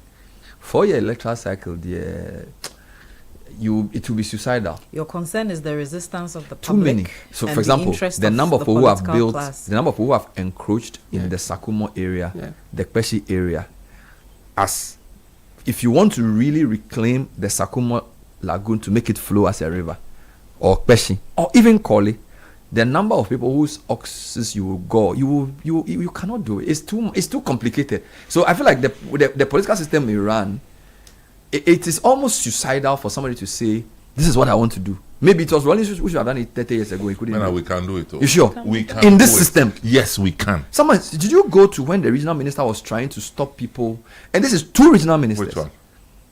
They started trying to clear Sakumono area, wetlands. You see, Henry Kote tried it. This new one tried it. Both of them. I will they don't sit up again a few leaves from my change management notes. I'm saying that when people are used to a particular way of doing things, you don't just bulldoze your way and start doing things. It's a whole process. Okay. When Henry Kote was doing the onion market, did people clap for him? No. Yeah, won't go. Today, people are now even fighting to own more of the onion market. I'm just saying that once you are able to share the vision and give people a picture of what the future looks like with this intervention, the next is to educate and inform and then start action. You understand?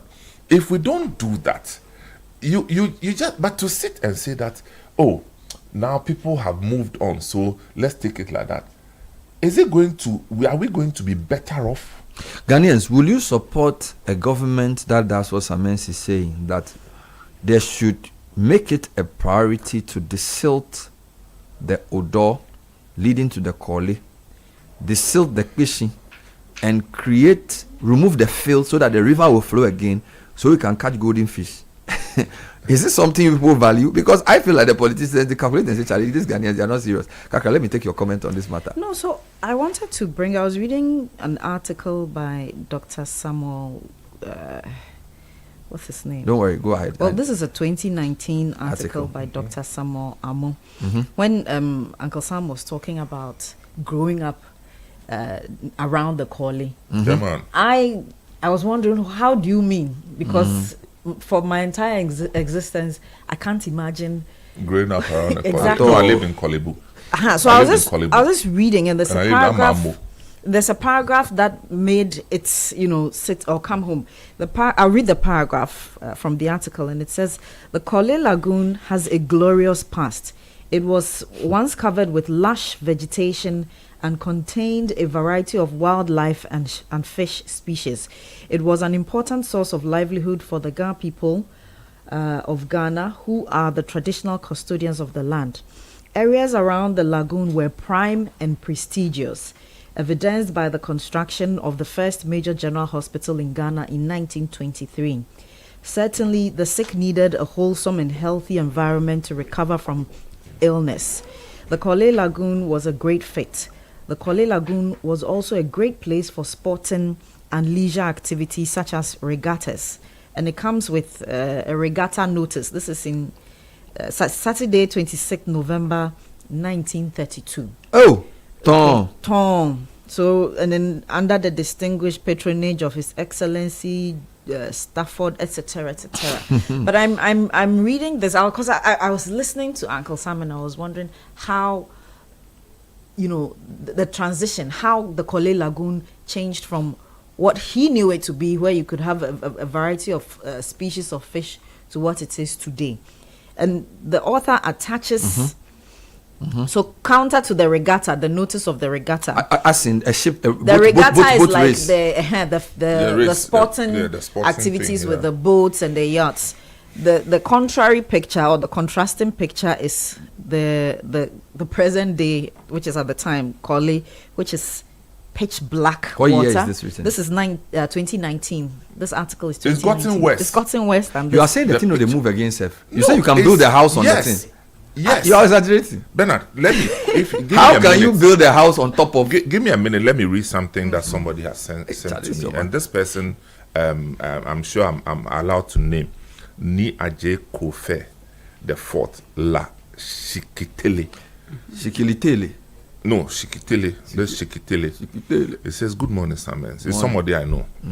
I'm listening to your program. The filling of water bodies to reclaim land has gotten out of hand. We, the chiefs of La, have been pushing for years for the issue to be addressed, but no serious action has been taken by the relevant authorities. A limited demolition exercise which didn't address the problem was carried out in January this year. It is a real leadership problem, as you said.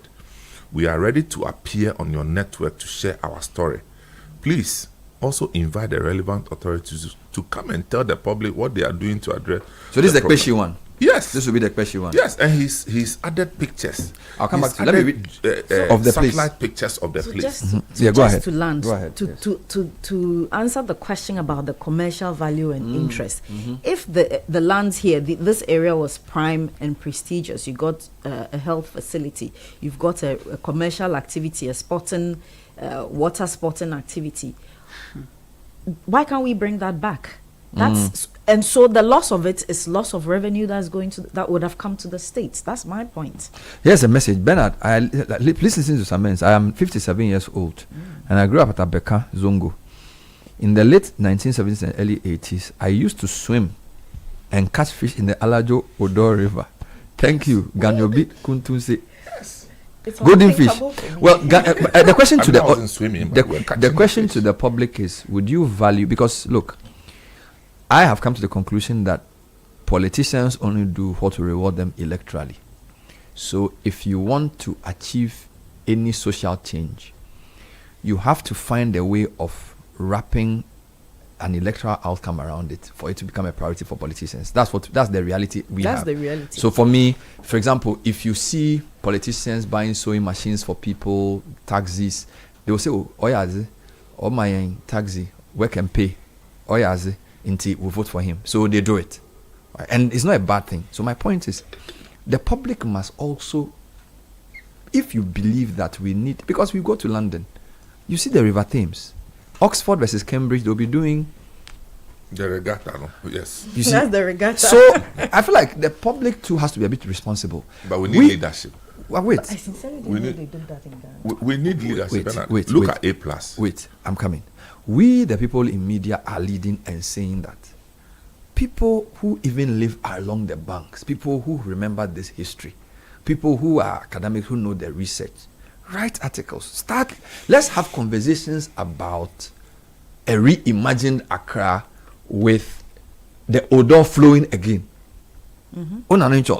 Because for me, people say they want something, but they are not prepared to do anything to even show they want it. You get it? So the politicians also do the line. You see, the line of least resistance. Even in my house, sometimes my children will say, "Charlie, today we want to eat papaya." They will do it and I'll get tired and buy it. Sometimes they apply a bit of pressure. You get it? Because they say, "Baby, the banku is too much," so they want papaya this week. But you get it? So we have to. So we have to. You can't. Even 12-year-olds know how to apply pressure to change the diet in the house. So if you say you feel like the odor, the Peshi and the Sakumo, these are three pristine river bodies, which perform a very important ecological role. We have polluted it to a point where now it's become is having negative effects on us. Community, you see, in Ghana, people don't understand. So what is the Peshi Development Association doing? Bernard, what is the Sakumono Development Association doing? Is there even an association like that? The chief who just sent the message is telling you his frustration. In sync with what you are saying.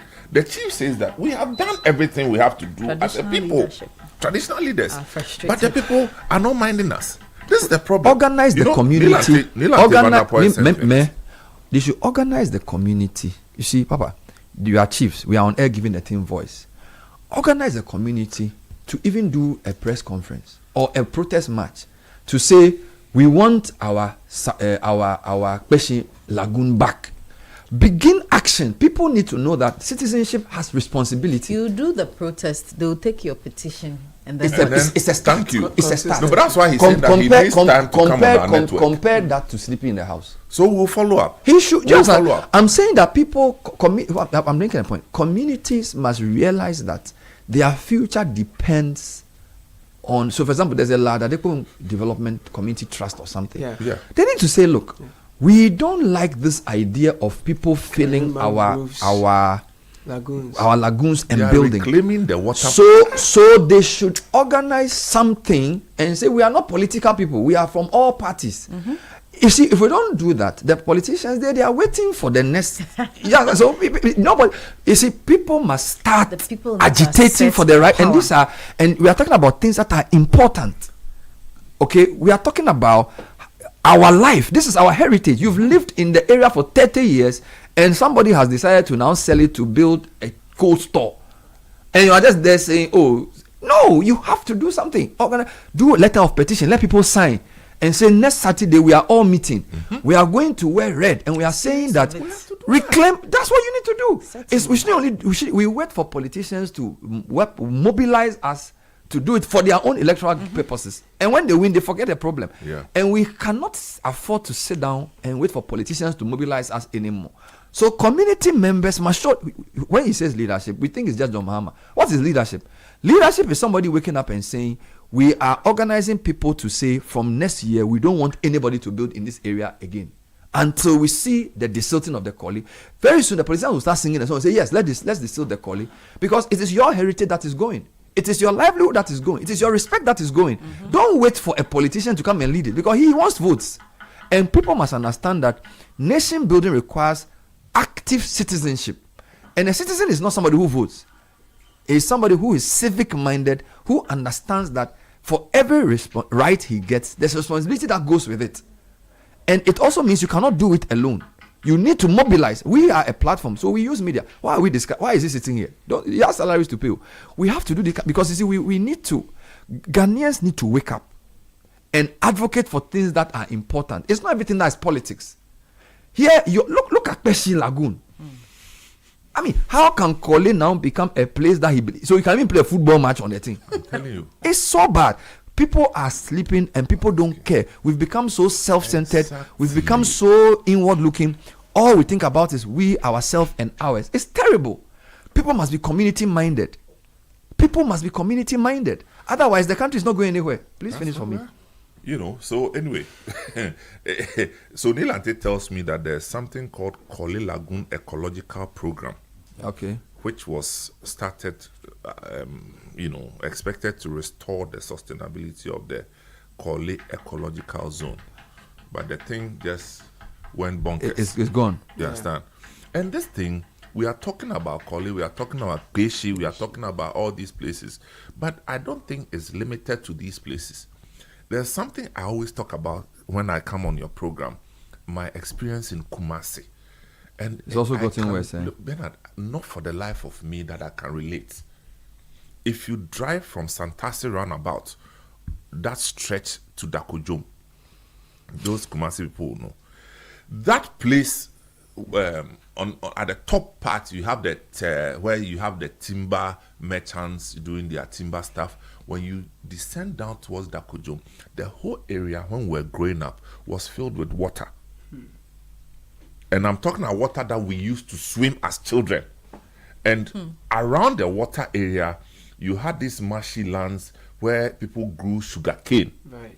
So all the way from Santasi roundabout, all the way to Dakojom, to Nshaeso, all the way to, I went there a few years ago. Guess what? People have filled the land. Yeah.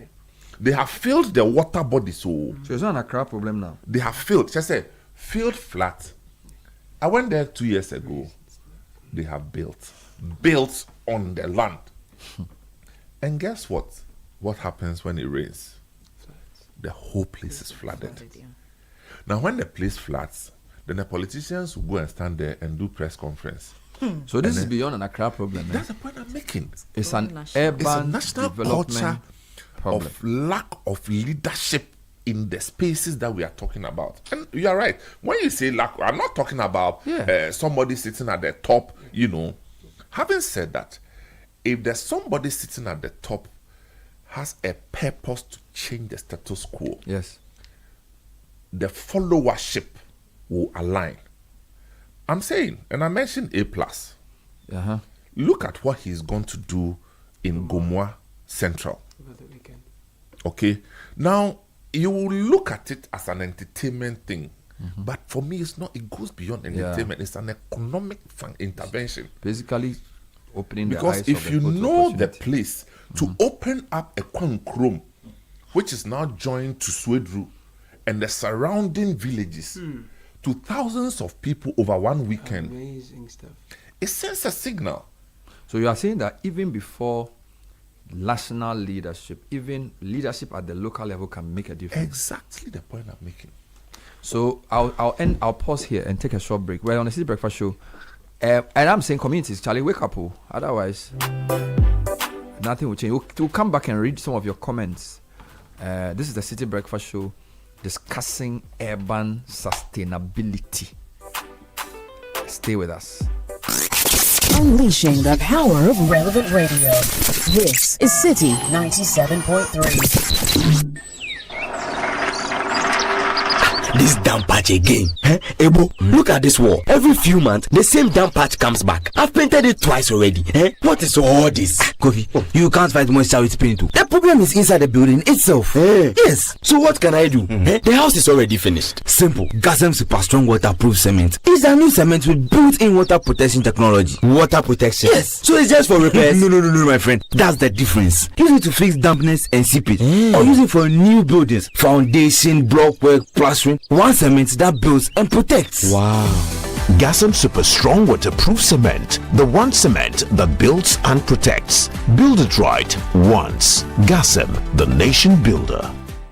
Attention all Ghanaian students in basic to senior high schools. Want to win 15,000 Ghana cedis? Join the Kofi A. Terrier Good Citizenship Challenge now. Form a team of at least 5 students and embark on a community service initiative that will make a real difference. For more details, call 050-591-0960. The final submission deadline is 30th June 2026.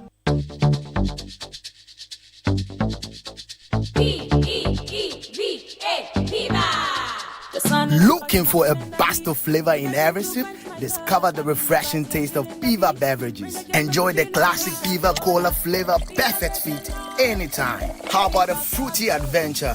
Try our delightful Piva orange fruit drink packed with recognized citrus flavor. Craving something exotic? Our Piva cocktail fruit drink brings the tropics to you. For a sweet and juicy treat, grab our grapefruit drink and don't miss out on the refreshing Piva Tangerine fruit drink, bursting with tangerine flavor. Piva Cola, Piva Orange, Piva Cocktail, Piva Grape, Piva Tangerine. Grab yours today. Available now at your local store. Call us on 055-00-322-31. Piva, a taste you love. This advert is FDA approved. P for Piva.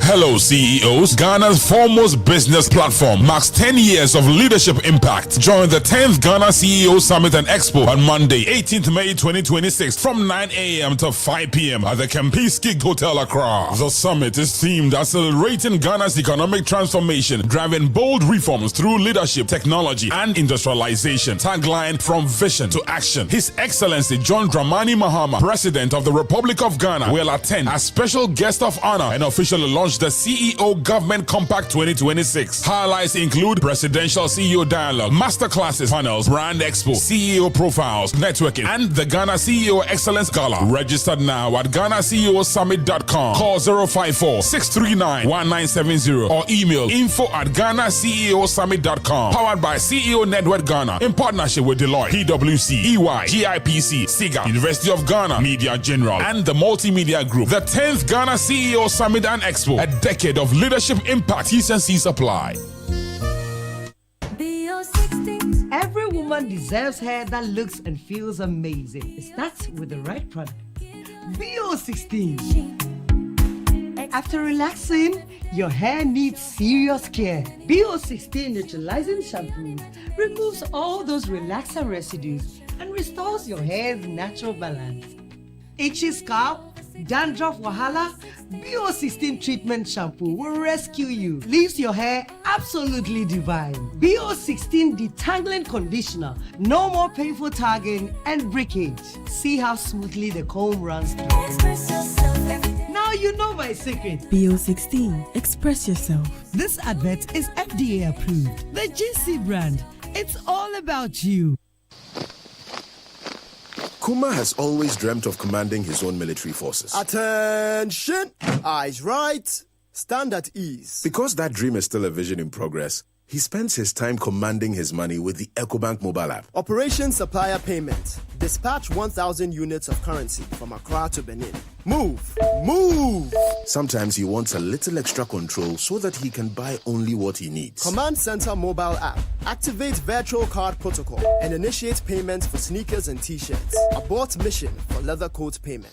Even when the general is fast asleep, his standing order marches out to sort his bills. With the EcoBank mobile app, you can command your money to make safe transactions in Ghana and across 33 African countries. Download the EcoBank mobile app on the Play or App Store today. By the left, about turn. EcoBank, the Pan-African Bank. EcoBank will never call or send an SMS asking for your PIN, OTP, bank card, or Ghana card details. Come and see the beauty of Ghana! Oh yes, are you looking to explore Ghana? Not sure where to begin? Why not let Ghana Tourism Marketplace help you plan the perfect trip? With Ghana Tourism Marketplace, you can easily book hotels, discover exciting tours, rent cars, connect with expert local tour guides, and explore destinations across the country, all in one place. You can also get tickets for amazing experiences like Movie in the Park at Platinum Bay Hotel, Uncle Ebo White Theatre shows, Kwame Nkrumah Memorial Park visits, Accra by Night tours, and many more unforgettable events. For more information, visit www.gtm.com.gh or email info@gtdc.gov.gh. You can also call or WhatsApp 050-123-3921 or 0202-700-720. Ghana Tourism Marketplace is brought to you by Ghana Tourism Development Company, your official gateway to discovering Ghana.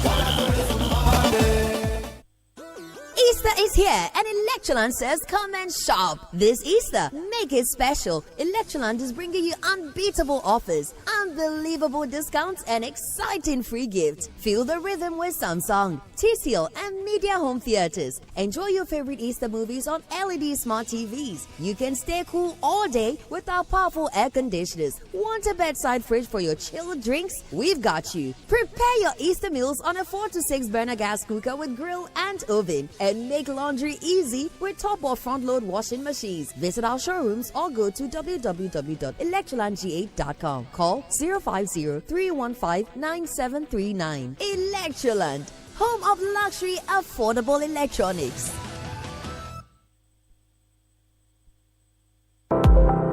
In a world where digital media is taking over, one conversation is bringing the past, present, and future of media together. The Africa Media Bureau invites you to a one-day media convergence conference uniting faculties of media and communication studies, industry practitioners, regulators, and technology partners across Ghana. Theme: Media Convergence in Ghana, rethinking traditional media in a digital-first era. A bold conversation on how traditional media and digital technologies are transforming media practice and education. Date 29 April 2026. Time 8:30 a.m. to 5 p.m. Venue: La Palm Royal Beach Hotel, Accra. If you are a senior media practitioner, a CSO engaged in media advocacy, or a lecturer or trainer in media management, this conference is for you. WhatsApp 0503-332-375 to register. Be a part of the conversation shaping the future of media. The Africa Media Bureau One-Day Media Convergence Conference is powered by the Africa Media Bureau in association with the School of Information and Communication Studies, University of Ghana, Legon, and it's proudly sponsored by MTN, Haptel, Margins Group, and GCB Bank. The Africa Media Bureau One-Day Media Convergence Conference, connecting minds, transforming media.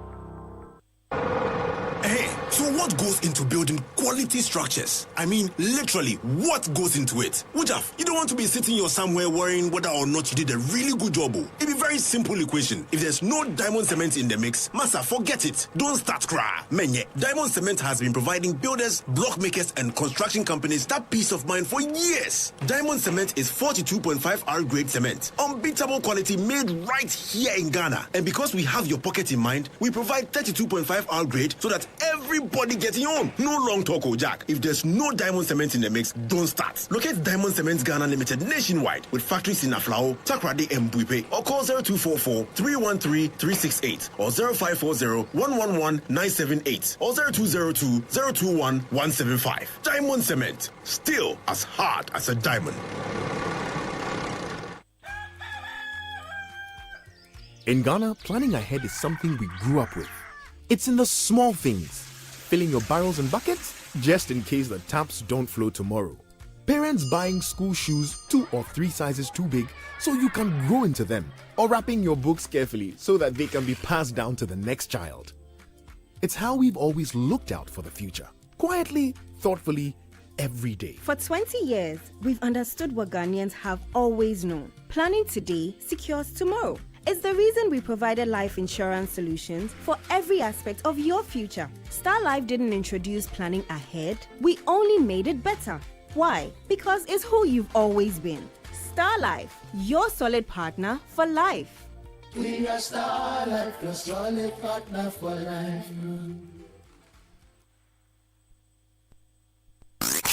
Unleashing the power of relevant radio. This is Citi 97.3.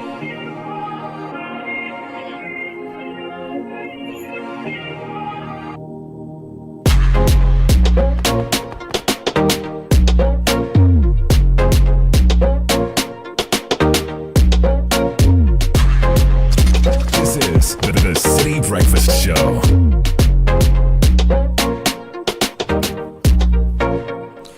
6 minutes to the top of the hour at 10 o'clock. City Breakfast Show. Lots of comments coming through.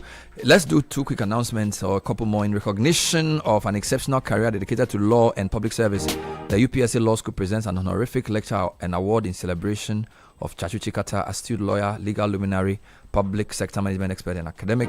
It's on Wednesday, 15th April at 3 p.m. GMT, Kofi Ohini Kunedu Auditorium, UPSA. This event promises to be an evening of celebration, extolling to the awardees' excellence and impactful contribution to the development of law, the legal academy, and public service in Ghana. For more inquiries, call 0245 347 946. You're cordially invited. See you there. We have the insurance cover that goes the extra mile for you. Hollard Insurance has something special. If you insure your car with us, you will enjoy extra rewards. New customers will drive away with free fuel vouchers. When you sign up, existing customers will get exclusive gifts when you renew. We have 24/7 free roadside assistance for everyone, so you're never stuck on the road. That's great value for you. Call us 0800 444 999. Visit any of our offices or speak to your broker today. Hollard Insurance, we've got you covered. Now, the hottest slogan in town is part to part. GCB Bank is offering mega Gantuan prizes. We are talking the ultimate prize, all expense paid trip to Global Football Fiesta next year. It includes monthly TVs, fridges, cookers, and many goodies. The prices don't finish. Just deposit and maintain 300 cedis or more in your GCB savings or current account, and you could be in Canada, Yankee, or Mexico. We are doing this from December 2025 to April 2026. So look sharp. Global Football, here we come. And when you buy anything, it's got to be the very best. Diamond 42.5 hour grade cement is the highest quality on the Ghanaian market. We have the 32.5 hour grade as well. Great value for your pocket. Anyone who wishes to buy diamond cement should kindly deal with the company directly. Locate us nationwide. Our factories are in Aflao, Takrady, and Buepe. 0244 313 368 is the number to call. Diamond cement is still as hard as a diamond. And Piva Beverages will give you a best of flavor in every sip, whether you want the Piva Cola, Piva Orange, Piva Cocktail, Piva Grape, or Piva Tangy. There's something for everyone. Great stuff for you. We are in the local store near you, so call us 055 00 32 23 1 0550 032 231. Piva Beverages, a taste you will love. In the meantime, the future of African media is at the crossroads, and there's a big event organized by AMB. It's a one-day media convergence conference on the theme Media Convergence in Ghana, Rethinking Traditional Media in a Digital First Era. It's on the 28th of April from 8:30 a.m. to 5 p.m. La Palma Royal Beach Hotel. This is for senior media practitioners, media owners, CSOs engaged in media advocacy, or lecturers and academics in the media space.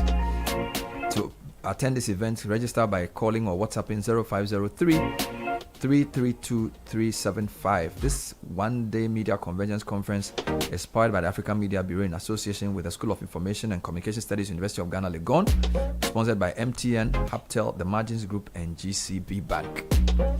All right, Caleb, let's wrap up with the final few comments. Bernard, good morning. We have to move from tree planting to tree growing or tree nurturing. Courage. Send that from Ewutu Bodrasi. I agree with you. Every home should have at least 3 trees, and clear guidelines must be enforced on the proportion of land that should remain unpaved rather than fully concretized. Good morning, Bernard. This topic cuts deep. From Old Malcolm towards GRA, trees were cut there, and I felt myself bleeding literally. I hate to see streets bare. We tile our homes and complain of floods. If we don't see this as leading to our deaths, then we have a problem. Bernard, my father is a retired district forestry manager, and he just confirmed to me that they have the records of trees and species district by district, and it's a routine data provided to the commission's database. Mancha B Prince sent that from Caterham.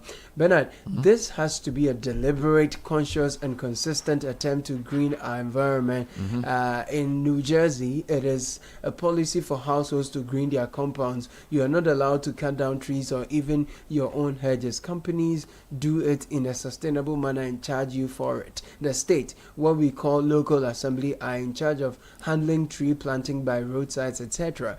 Almost every community has a green park. The assemblies need to take this up. I live and work in Wales and you call it Wale Wale, you can imagine your matter small. Okay, Bernard, please, it's a leadership problem in Ghana. Go to Accra Rollins Park. It's now a market, and if you go to Accra, it's difficult to get a place to even park. Steven said that from Malam. Good morning, Bernard. Morning. The river at Pantime Village, I know this so well, in Abokobi is being filled. You are so right. Anytime it rains, the river takes over the houses around the river because of the because it's been filled. One morning it rained and it went to the I went to the roadside to board a car. I stood there for almost an hour. No taxi passed by. I got an aboboya, and when I got to the river, the road there was cut off completely. I mean, I don't know what is going on there. What's being done to stop them? But Let's end with this one. Particular spot a number of times, but nothing is happening. But the chiefs